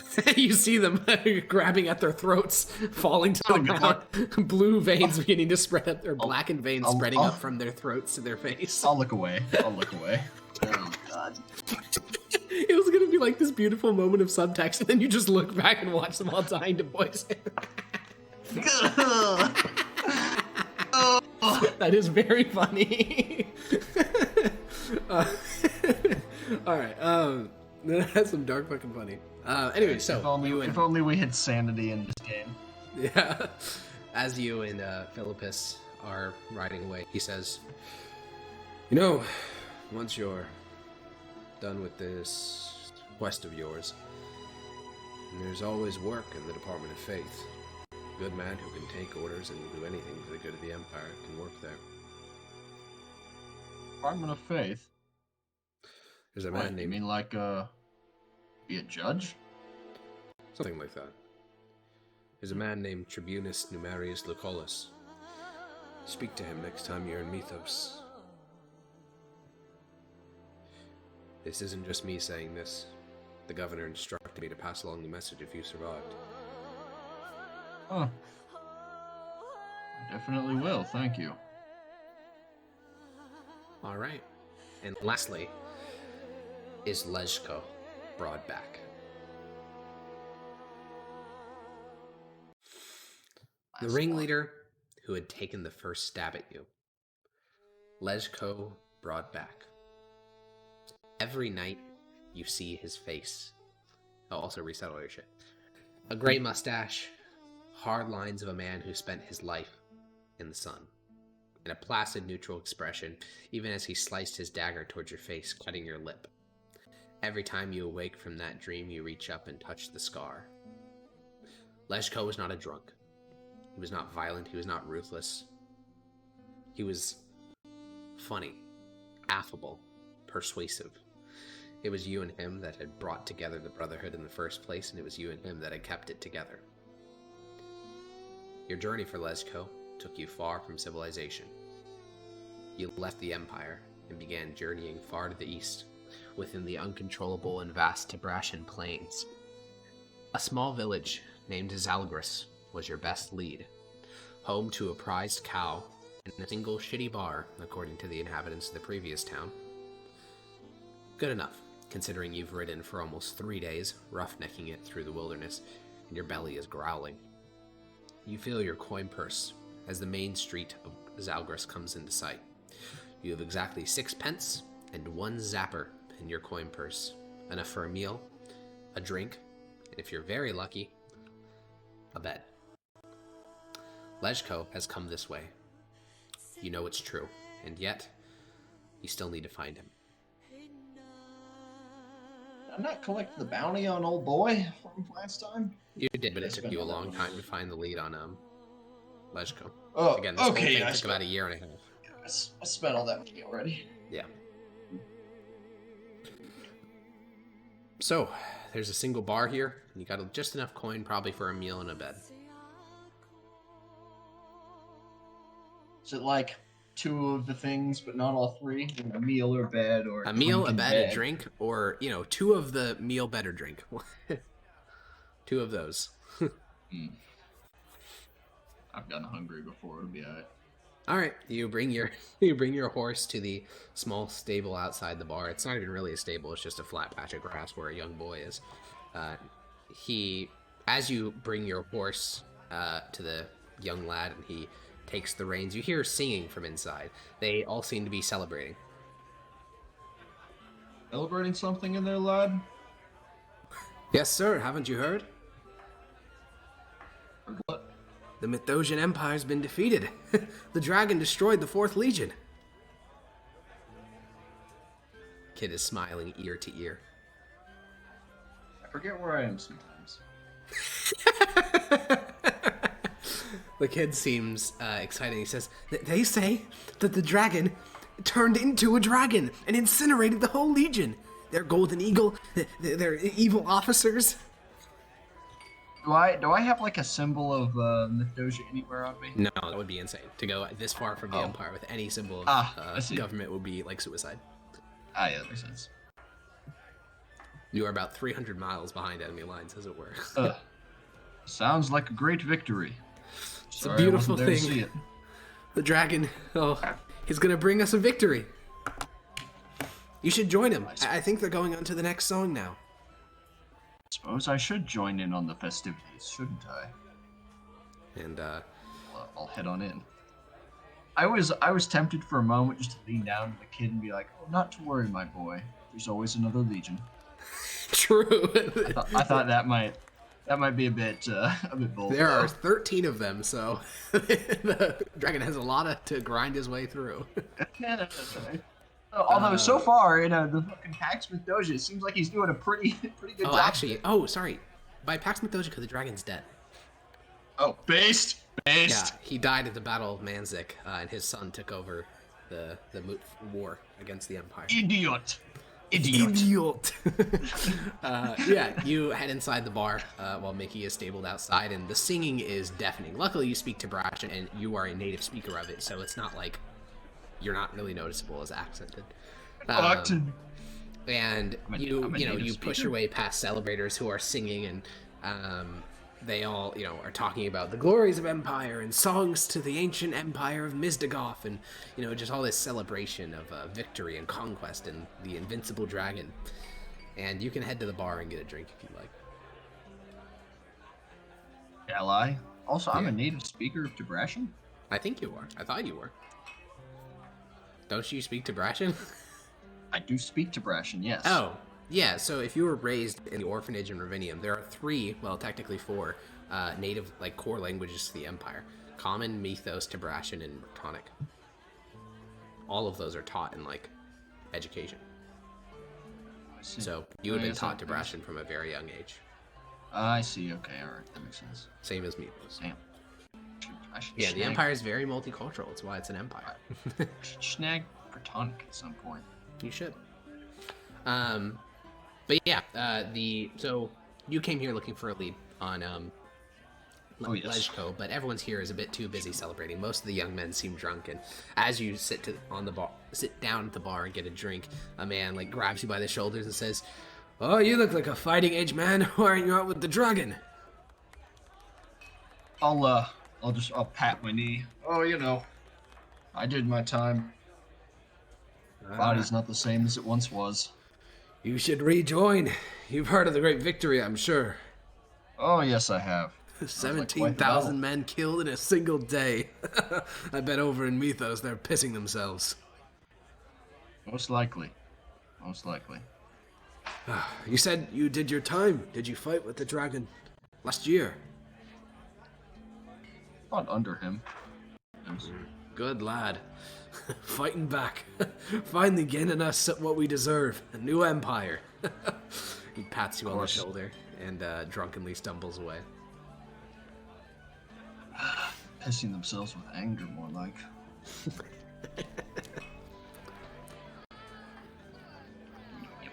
Anyway. So, what now? Good question. I'll just look around the bar. See what's what. Who's there? Yeah, this seems to mostly be all the local townsfolk. Basically, the entire population of the town is shoved into this bar celebrating. The men are talking about how, maybe they'll go join the dragon. I mean, they want to be there for as many victories. They don't want to be just sitting at home while he's delivering, honor and glory. The women are, swooning at the young men who are ready for battle. The older men seem less enthusiastic about it all. They've seen a couple of dragons in their lifetime, and none of them have actually been successful in stopping the Mithdosian Colossus. But there doesn't seem to be any bandits. in the bar, nor any shady characters with weapons. It seems to basically just be the local townsfolk. Yeah, alright. I'll get the barkeeper's attention. Yeah, he's in the he returns from placing a large pitcher of ale at a table and walks over to you and says, "Did you want something else, sir?" Oh, I just had a couple questions.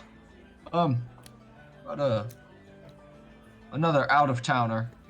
Not me, but a different one if he came through here at any point recently. I'll give him a description of Leshko. Oh, you're describing the raiders in the hills. Oh. Yeah, there's a band of about, I think the last number that was given was about 15. They've been raiding supply wagons of the dragon headed through the Slava hills. About 15 of them, you say? That's what I heard, but, you know what people are like. No one's inclined to go after them? 15 doesn't seem like too large of a number. You could ask around some of the young lads here, but it's supposed to be dealt with by the army. You know, the soldiers, but they're all out in the west fighting the Empire. The army's a bit distracted. For all the great victories they deliver on the battlefield. No, it hasn't changed my life much. I'll just put it that way. I was a fighting man back in the day. Yeah? Always wanted to get back into it a little bit. I'll look around. How many, scrapping young lads have been Actually, a surprisingly good number. To give it a bit of background, the dragon was just a duke. He wasn't even a prince. He was like one of the lowest ranking people in all of the Tabrash. Like, he was a nobody. Then he killed his dad. based? He took his princedom. He invaded one of his neighbors, Malopolsky, which is where you are now. And then he basically formed an alliance with a bunch of other princes and fought against Mithdosica. How the fuck do the princes get anything done? Jesus Christ. Yeah. So basically... I'm astounded. Yeah. So you are in a settlement which was once Malopolsky, now is occupied territory of the dragon. So the older people are not too thrilled about, the dragon doing anything. But the youngsters, the young strapping lads, no recruiters have come through this village, so almost all the 15 to 20-year-olds are still here, and they are, they're celebrating. They're like, I'm gonna go join the dragon and fight battle, and there's about 9 of them. 9 to 15. I guess 10 to 15 is what it would be. I don't fancy my odds very much, especially because these kids aren't. If you were looking for a moment to poach amongst the young soldiers when they're celebrating, a great victory against the Mithdosian Empire would probably be as good a point as any. Are they soldiers or are they? No, they're kids. But but they could turn into soldiers.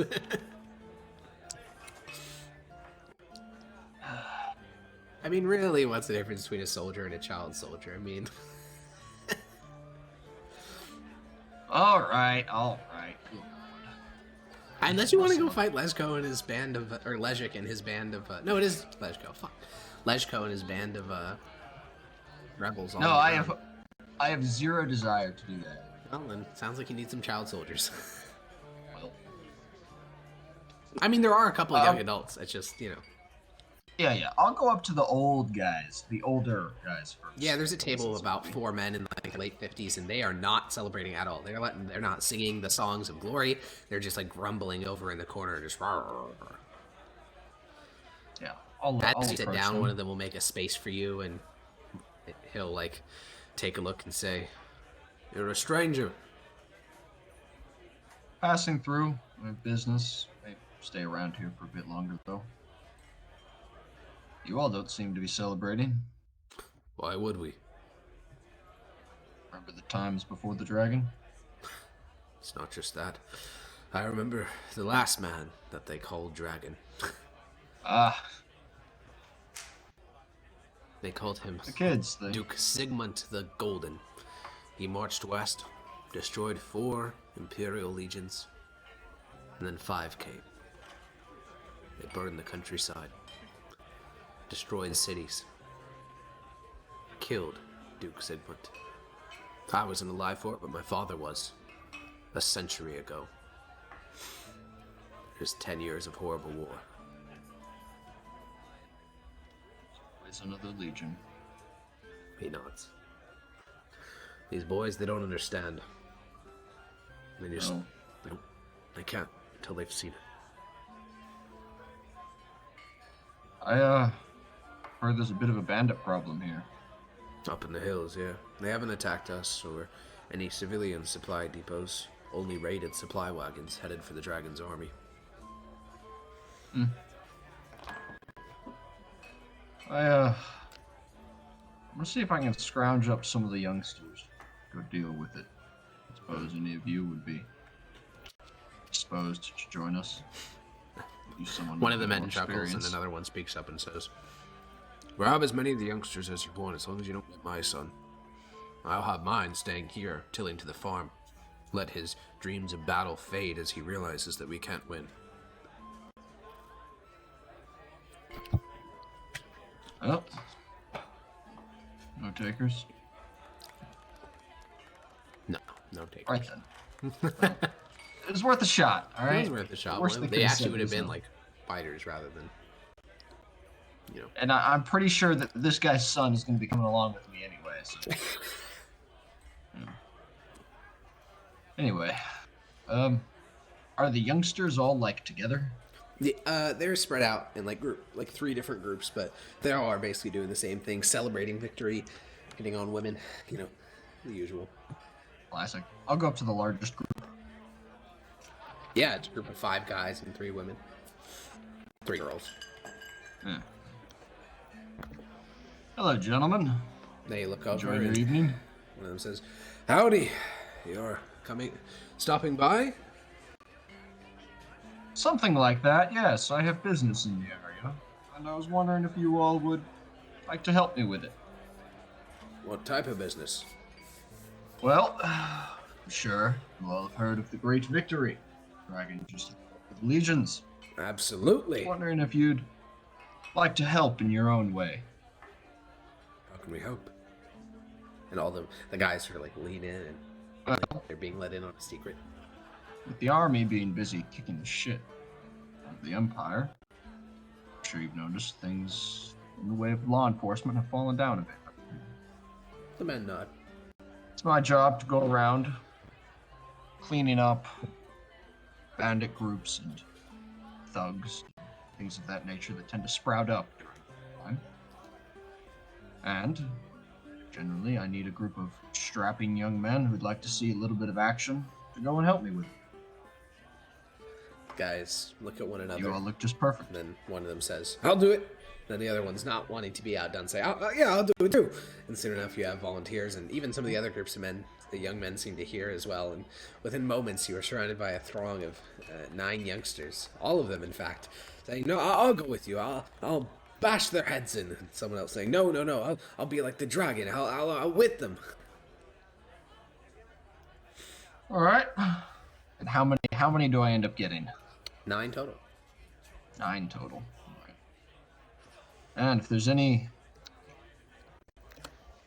else you gentlemen think will be interested in an offer such as this, please.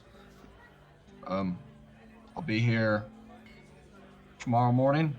Go home, think on it, scrounge up anyone else you can. Meet me here then. Yes, sir. And about Discuss half of details. them leave to go find other people or talk to someone, and the other half stay here celebrating. Based. All right, that's about that. All right. You celebrate. You join it, or do you join in the celebration, or you just drink and go to bed? No, I'll just drink. This hits a bit close to home. So. Yeah, I mean, at least it wasn't the 7th Legion. Yeah, that would have been rough. Yeah, you spend the rest of the evening getting pissed drunk and going to bed. Is that a common thing in Plains combat? Just like entire legions just getting annihilated? There has not been a single battle between Mythosians and any of the Tibrasian warlords, one of the Tibrasian princes in about a century. This is the first battle between Mythosia and a direct, Tibrasian princedom in a century. Other than that, the majority of the legions fight are like bandits and rebels. This is the first time they fought another real army, and since the Pax Mithdosica started. They're a tad out of practice. Yeah, this is one of the moments. This and the plague are the two things that broke the Pax Mithdosica.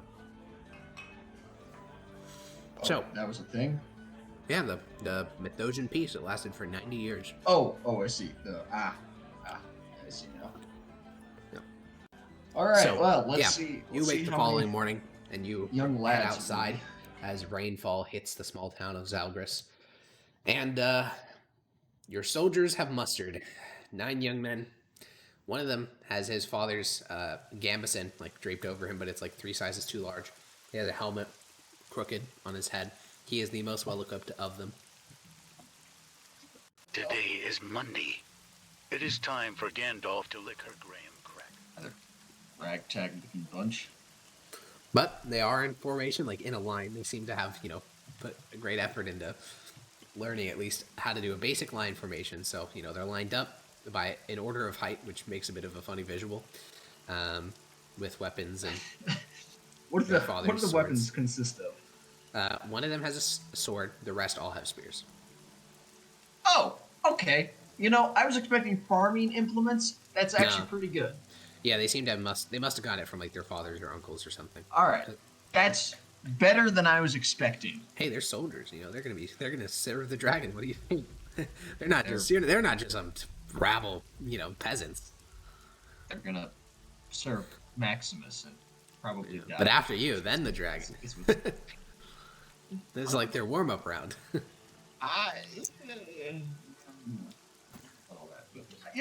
Maybe 1 or 2. After you, they'll go on to have a long, storied career. No, They'll beat back Mithdosica.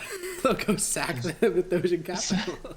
There's about only one way I can see using them effectively, and well, it doesn't bode well for them. I'm not going to tell them that, but Of course not. Why are you going to tell them as they're lined up in the morning? that's an amazing question. Well, gentlemen, good to see so many of you assembled. They Ready all to go. just remain silent at their version of attention. So, how much, if any, fighting experience do we need? It is deafeningly silent. That's about what I expected. No worries. These are, after all, bandits. Cowards and weak men who refuse to join up for some reason or another. I'm sure you'll all make quick work of them with a couple weeks training. Yes, Sergeant! And the rest of them join in the cry, even though that is not your rank, and you are not a sergeant by any means. But that's just what they know to say, so they all say it. Am I intimately familiar with the Tebrashan military structure? Yeah, they don't have sergeants in Depression. Oh, okay, alright, cool. Okay, I don't know where the fuck they learned that then. Just what they've heard from stories and bards. Alright, now, I'm not gonna lie to you gents. Next couple weeks, probably gonna be pretty hard. You're all used to working in the fields, but it's a different kind of work. That said, you ready to get to it? Yes, sir! Alright. Couple weeks. That's funny. What are you laughing about? You'll Alex? see. Oh, fuck me. God damn it. Why can't, like, just one of my plans just, like, pan out? Pepe laugh. Why can't... Oh. God. Alright. Alright, you have your 9 youngsters, and yourself, and your Mickey. My Mickey is better than all of these 9 dudes put together. That guy has been with you forever. Since the Okay, well, shit. I mean, honestly, probably the best way to do this is drill them in, like, Mithdosian fucking, like, legionary tactics. Are you not worried that will begin to raise some alarm bells? No, because I can provide them with an explanation that will, like, make complete sense to the brain of 18-year-old. That's base. Yeah, it's literally something like, well, gentlemen, I fought the Mithdosians for several years, and while they are all cowards and very stinky, their combat formations are quite good at allowing a large group of, well, a close-knit group of soldiers to defeat a larger, more numerically superior enemy if they, work together. Some shit like that, right? I'd eat that shit up if I was 18. Yeah, so I mean, I it know works. These kids will. Yeah, you can tell them all about that, and you can spend the morning like getting them into at least learn what a formation is. You know, have an idea of not to instantly cross their weapons. You can train them in at least the fundamentals of fighting in a group. Occasionally, some of the other people swing by, mothers delivering food to their babies, and fathers, you know, checking in on their sons, making sure they're using their equipment properly. Oh yes. Dad's doing the dad stare. Yeah. Yeah, it's a classic. Good to see that lasts through antiquity. Yeah. So, after a morning of drilling, they're seeming to get a bit, you know, anxious, and one of them speaks up and says, "When are we going to go to the hills and fight?" Day after next.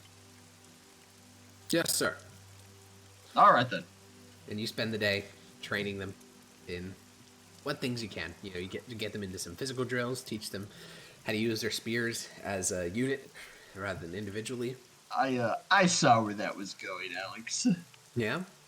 I saw where that was going. I failed to consider one thing: the attention span of the 18-year-old. Yeah. Yeah. So the day after next? Yes. Yeah, we'll right. do one more day of nonsense and then... Yeah, they complain for most of the day. They don't say it openly, but you can tell that they really are starting to itch to get into the hills. All right, and then the next day. And then so 3 days after you've arrived in the small town of Zalgris, you rally your force. 9 young lads. All right. Well, where did the guys say they were being attacked? They said they weren't attacking like civilian supply depots. No, they are attacking supply wagons headed through the Slava hills, which the hills overlook the city of Zalgris, or the town of Zalgris. All right. I'm gonna go do some reconnaissance. Solo dolo. One of you gets to come with me. A younger lad, one of the shortest of them, raises his hand and says, "I'll join you, sir." First come, first serve. Hop on up. And he hops up onto the back of Mickey with you and says, It's my first time riding a horse." Oh, that's no problem. Mickey will take good care of you. "Yes, sir." Mickey. And he's a very well-trained horse, so it won't be a problem. Yeah. Okay, you begin to ride from the Off we town go. and approach the hills. There's a single path which leads through the hills. It's a winding switchback dirt trail. It's obvious why Lezko chose this one to constantly ambush. It's super easy, and there's tons of points where it can be done. And the rest of the hills have no people living in them, and they are heavily, heavily wooded. That's what your, brief hour of riding along the perimeter tells you. Right then.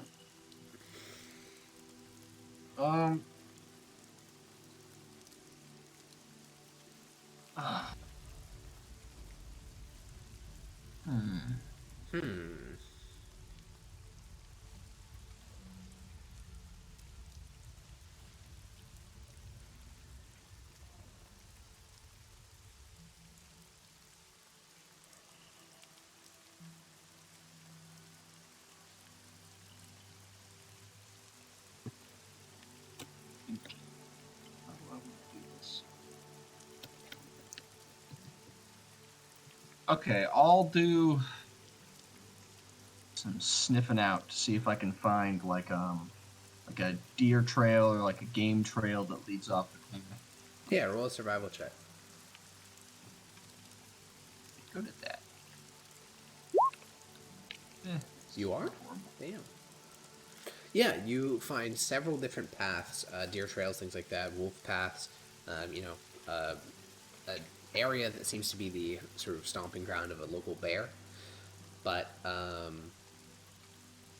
what tips you off is as you're riding along this sort of switched back trail that leads up through the hills, you see a rope pulled taut across the middle of the road. It's a thin rope, but, unless you were not paying attention at all, you'd probably be able to see it. Do that right there. Point out to the kid.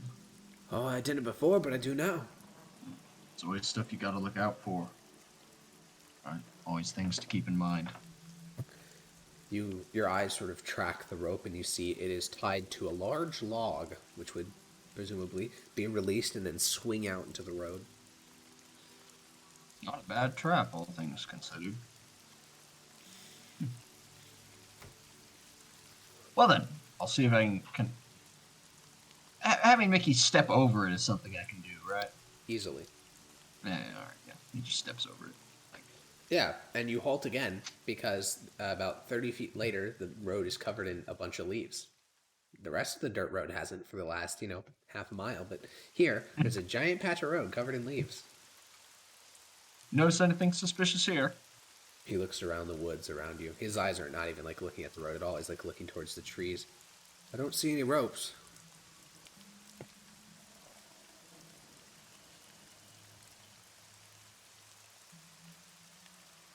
No? No. It's alright, you're learning. Look at the path behind us. Does it have leaves on it? No.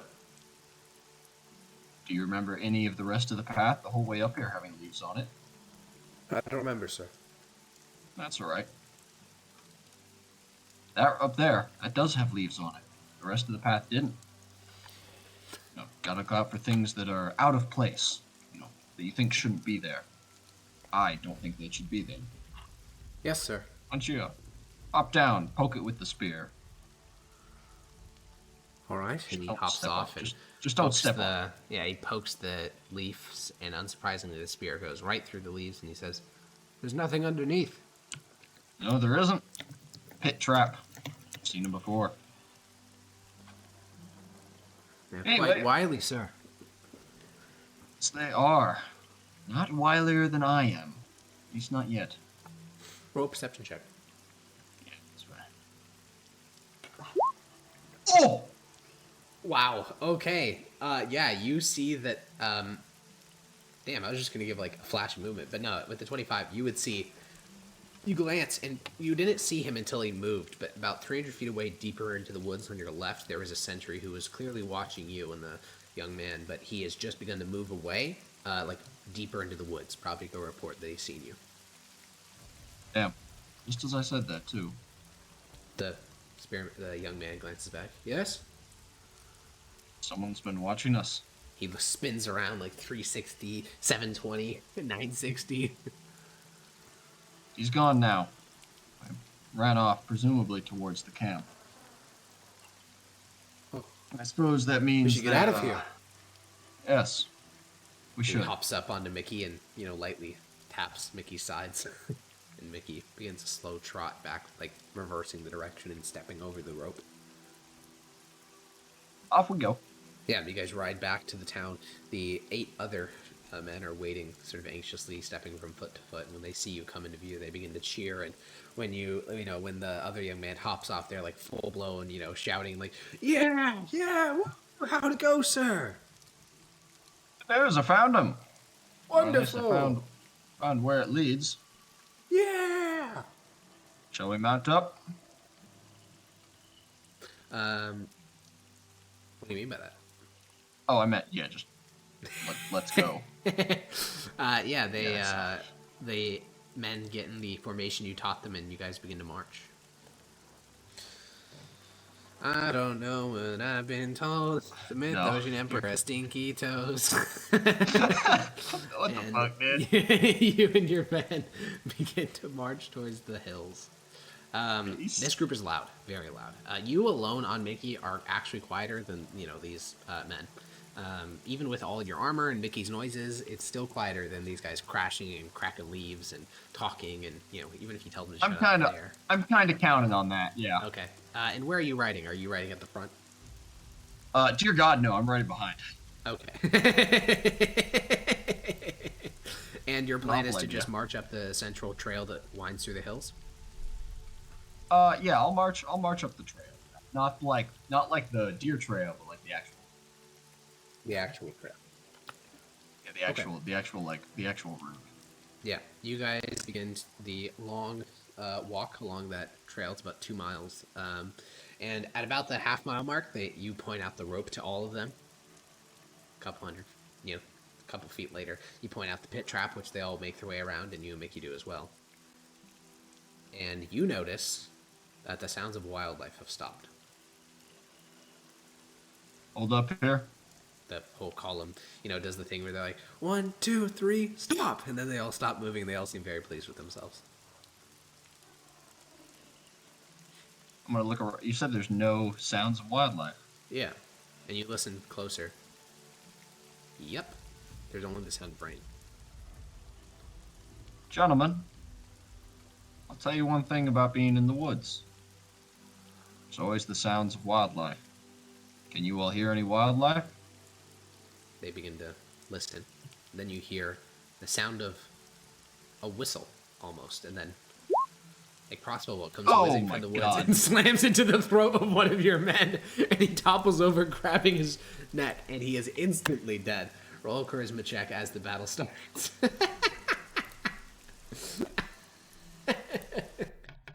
That's funny. I get insta-killed. Damn, that poor guy. Yeah, poor son of a bitch. Alright, so It after been the a first... crit, man. After the cross... So you keep your men, they're not going to instantly disintegrate. So as the first crossbow bolt fires, starved, hungry bandits emerge from the woods. These guys have fucking gaunt cheeks. They have, beards on their faces they haven't shaved in forever. They look wretched. And that is just, for your men, an intimidation factor. These are not just, men who, I'm gonna go be a soldier. These are people who have no other choice but to live in the woods because they'll be hung if they ever are caught. Yeah, that makes sense. And then, their leader is a big motherfucker. There's a reason why Legic is called Broadback, and that's because he is huge. He's about the same height as you, but he's broad. He has the broad. He's two men basically squished together. That's how wide he is. And Legic is leading his band. He has plate armor as well. Oh my god, what a fucking gremlin. Yeah, and the brigands descend on your column. One of them already fired, so that one has to stay out of combat. And they don't get advantage or anything because realistically, the crossbow kind of blew the whole ambush thing. But yeah, makes sense. 2, 3, 4, 5. Oh, what's the AC of these bozos? Uh-oh. Wow. Wait, none of them died because they have 6 HP. Chads. So yeah, your men are engaged in battle. They're locked into fighting. And then Legic acts, and he sees you, and he's gonna go for you rather than one of your men. Yeah, that makes sense. Yeah. He runs I'd do that over, if I was great him sword too. in hand, and unlike a bunch of the bozos you've interacted with, like Brutus and all that other stuff, his men know how to use weapons, and he knows how to use weapons. So Fuck. he's going to take 2 great sword attacks against you. Bozo, one of those hits. All right, he slashes deep into your leg, and he doesn't take a moment to be like, "Oh no, you're alive." He just looks at you with, murder. All right, your men fight back. Yay! We're fighting, guys. We're fighting. All right. One sec. I gotta add a spear attack. They all have pitchforks, but not a spear, which is a slightly different weapon. Is it really? Very slightly, because it rolls 2d4. Oh, that's what you mean by the spear. Yeah. Okay. All right, so that's 1, 2, 3, 4, 5. Damn! 6, Holy 7, shit, dude! 8. What the heck? Dude, they popped off! You may have just trained the most lethal cohort of soldiers in this entire Dude. fucking region. Jesus. All right, so this guy takes 2. That guy takes. Chads. Wait, they killed one of them. What the fuck? No, they killed multiple of them. Yeah, I was about to say, I'm pretty sure What they killed the 2 hell? of them. Okay, your guys pop off. They spear Dude, 2 men through the throats. the fucking Chads. This one is bloodied as he gets hit by Jesus, dude. What the hell? Legic needs a roll charisma check. Fucking hell. Is all of his shit's falling apart.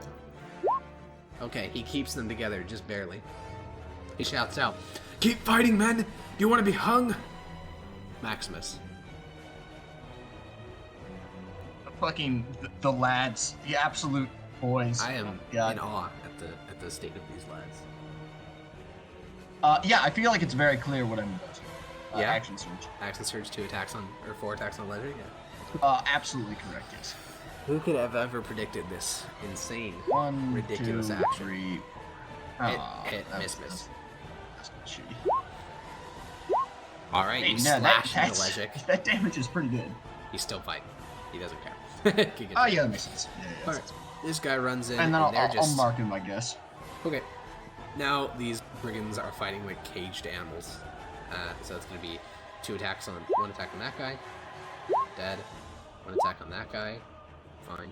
One attack on that guy. Hit. Dead. One attack on that guy. Hit. Dead. Alright, 3 men Dead? drop What? in the fighting. Yeah, 4 slashing on an injured guy. Oh, he was injured already. Yeah. The fighting intensifies in the column in front of you. You know, your men are being killed, but they also inflicted pretty nasty wounds on the enemy. So roll charisma check. Alright. Okay, the men stay stuck in the fighting, you know? They killed their friends. Lejko, he doesn't really care about what's happening over there. He's focused on makes you. sense. Double greatsword. Axe and surge. The bows. Oh, only one hit. Bozo. He slashed into you for only Oh. 8. Oh no. Alright. What an idiot! The lads rally. Alright, the Chads. They push aside the Chads. corpses of their friends. Let's see. Spear.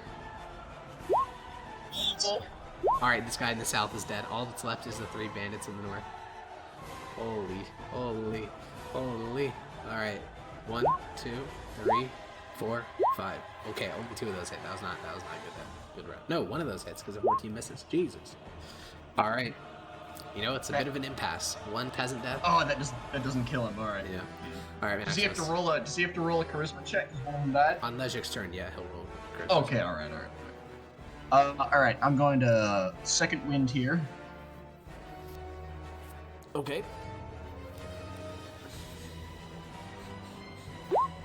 Oh my god. Jesus, you have actually had some shockingly good rolls. Dude, fucking glorious. What now? I think you know exactly what's going on now. Okay.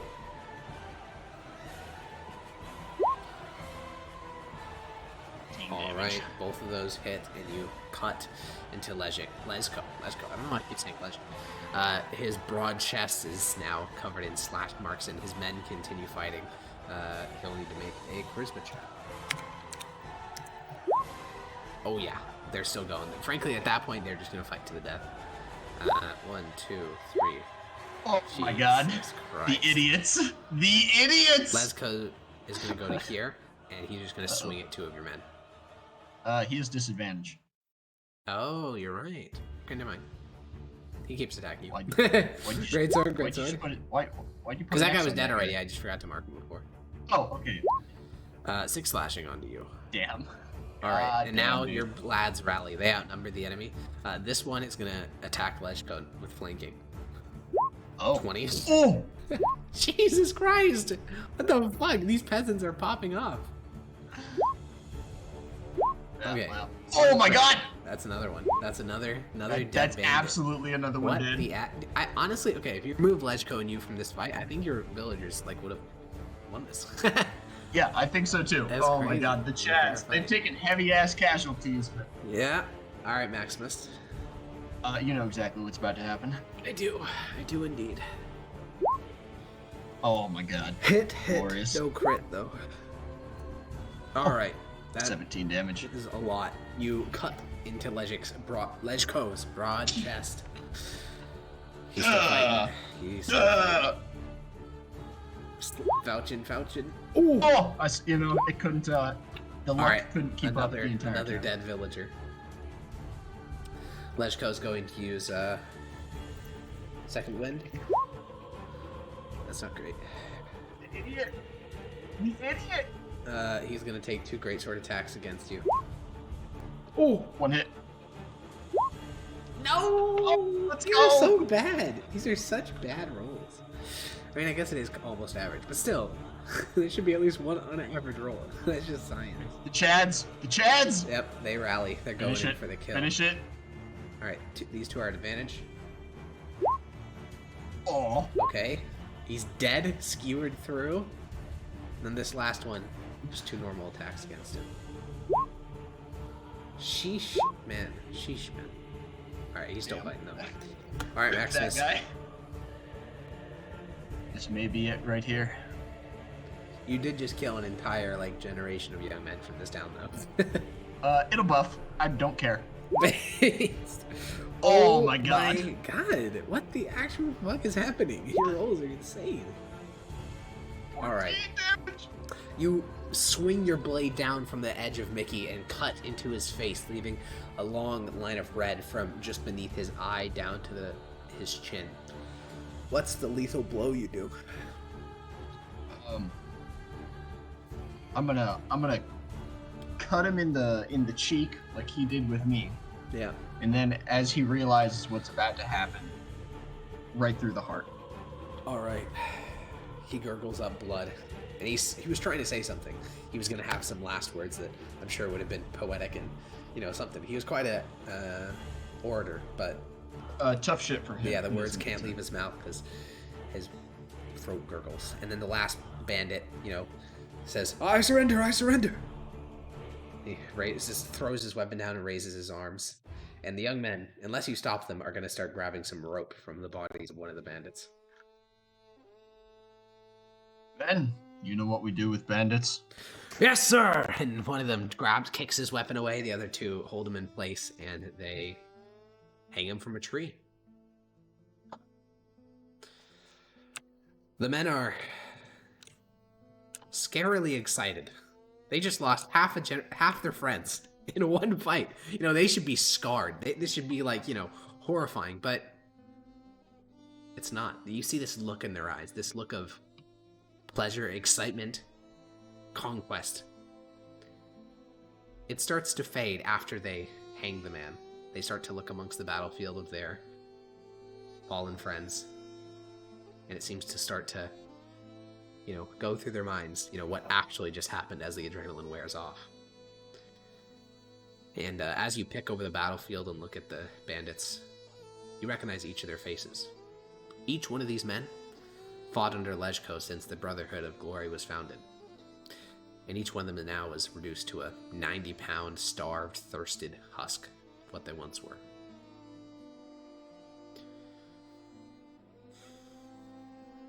Your quest is complete. Taking Leshko's plate armor. And that's what you had at the start of Pax Mithdosica. Fucked. That, and the saddle. And the longsword. And yeah, it worked out pretty well, didn't it? Almost like it was planned. Makes you think. Wow. Vengeance. What if I had picked up the halberd? Then you would have had a halberd. But then you would have sold it before Pax Mithdosica started. Based. Vengeance. It was a glorious purpose.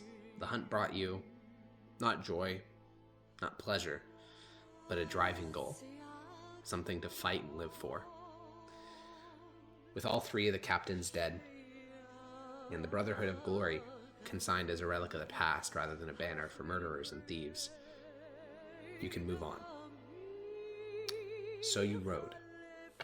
Not back to Mythos, as the Fermentari suggested, but to the quiet farmhouse that a kind farmer couple called home. A piece of you knew that it would only be a temporary visit, and that soon enough you would want to fight, to battle with comrades. But there was a deeper part of you that hoped that perhaps Marcus and Julia could change you this time. They could make you find peace, retiring to a quiet farming plot. Mickey carried you under the boughs of trees into the clearing where the farm was. The field lay fallow and rotting. The pasture was covered in the festering corpses of the sheep and the goats. The farmhouse was empty. All of its possessions, furniture, everything taken. There was only one small blessing. Their bodies weren't there. In your heart of hearts, they still live. Simply forced to abandon their farm due to the privations of war. So it was, with a hung head, that you rode the imperial roads back to Mythos, where you had a new purpose waiting for you. You really had to do them like that, didn't you? You don't know if they're dead. They could still be alive. Yeah, you did. I just, I needed everyone except for Zednius to be mentally scarred,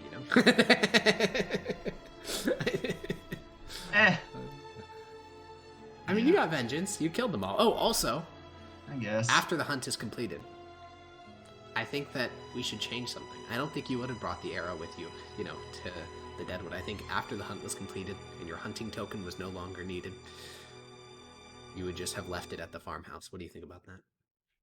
Like that. Okay. Then the arrowhead, the hunting token, was left at the ruins of the farmhouse. And that chapter of your life in the Brotherhood of Glory can be consigned to history. And that's it. That's Maximus. I had a good time with that. Yeah. Well, we have our next main session on Friday. So think about some stuff Maximus is going to do during his downtime. There are some tiny little lore changes, but it's 99% the same. And yeah, those were the other 3 captains that you once fought with. All dead now. All dead. I killed them. Yes, you did. Good job. People clap. What were the changes? I don't remember. When I was writing it, I made some really minor shit. It wasn't huge. Oh, also, all those young men are definitely going to die at the Battle of Manzix. The ones that joined you to kill Lezic, because they would have joined up, or Lesko, because they would have joined up with the dragon, and the dragon got, BTFO'd. Yeah, you had to fight 3 legions at once and just couldn't win. Yeah, get fucked. Yeah, they all died. The whole village. Yep. No more young men. All right, well, I will see you on Friday. Either Bye-bye. I will be very happy or very sad. One of the two. All right, see you then. All right. Bye now.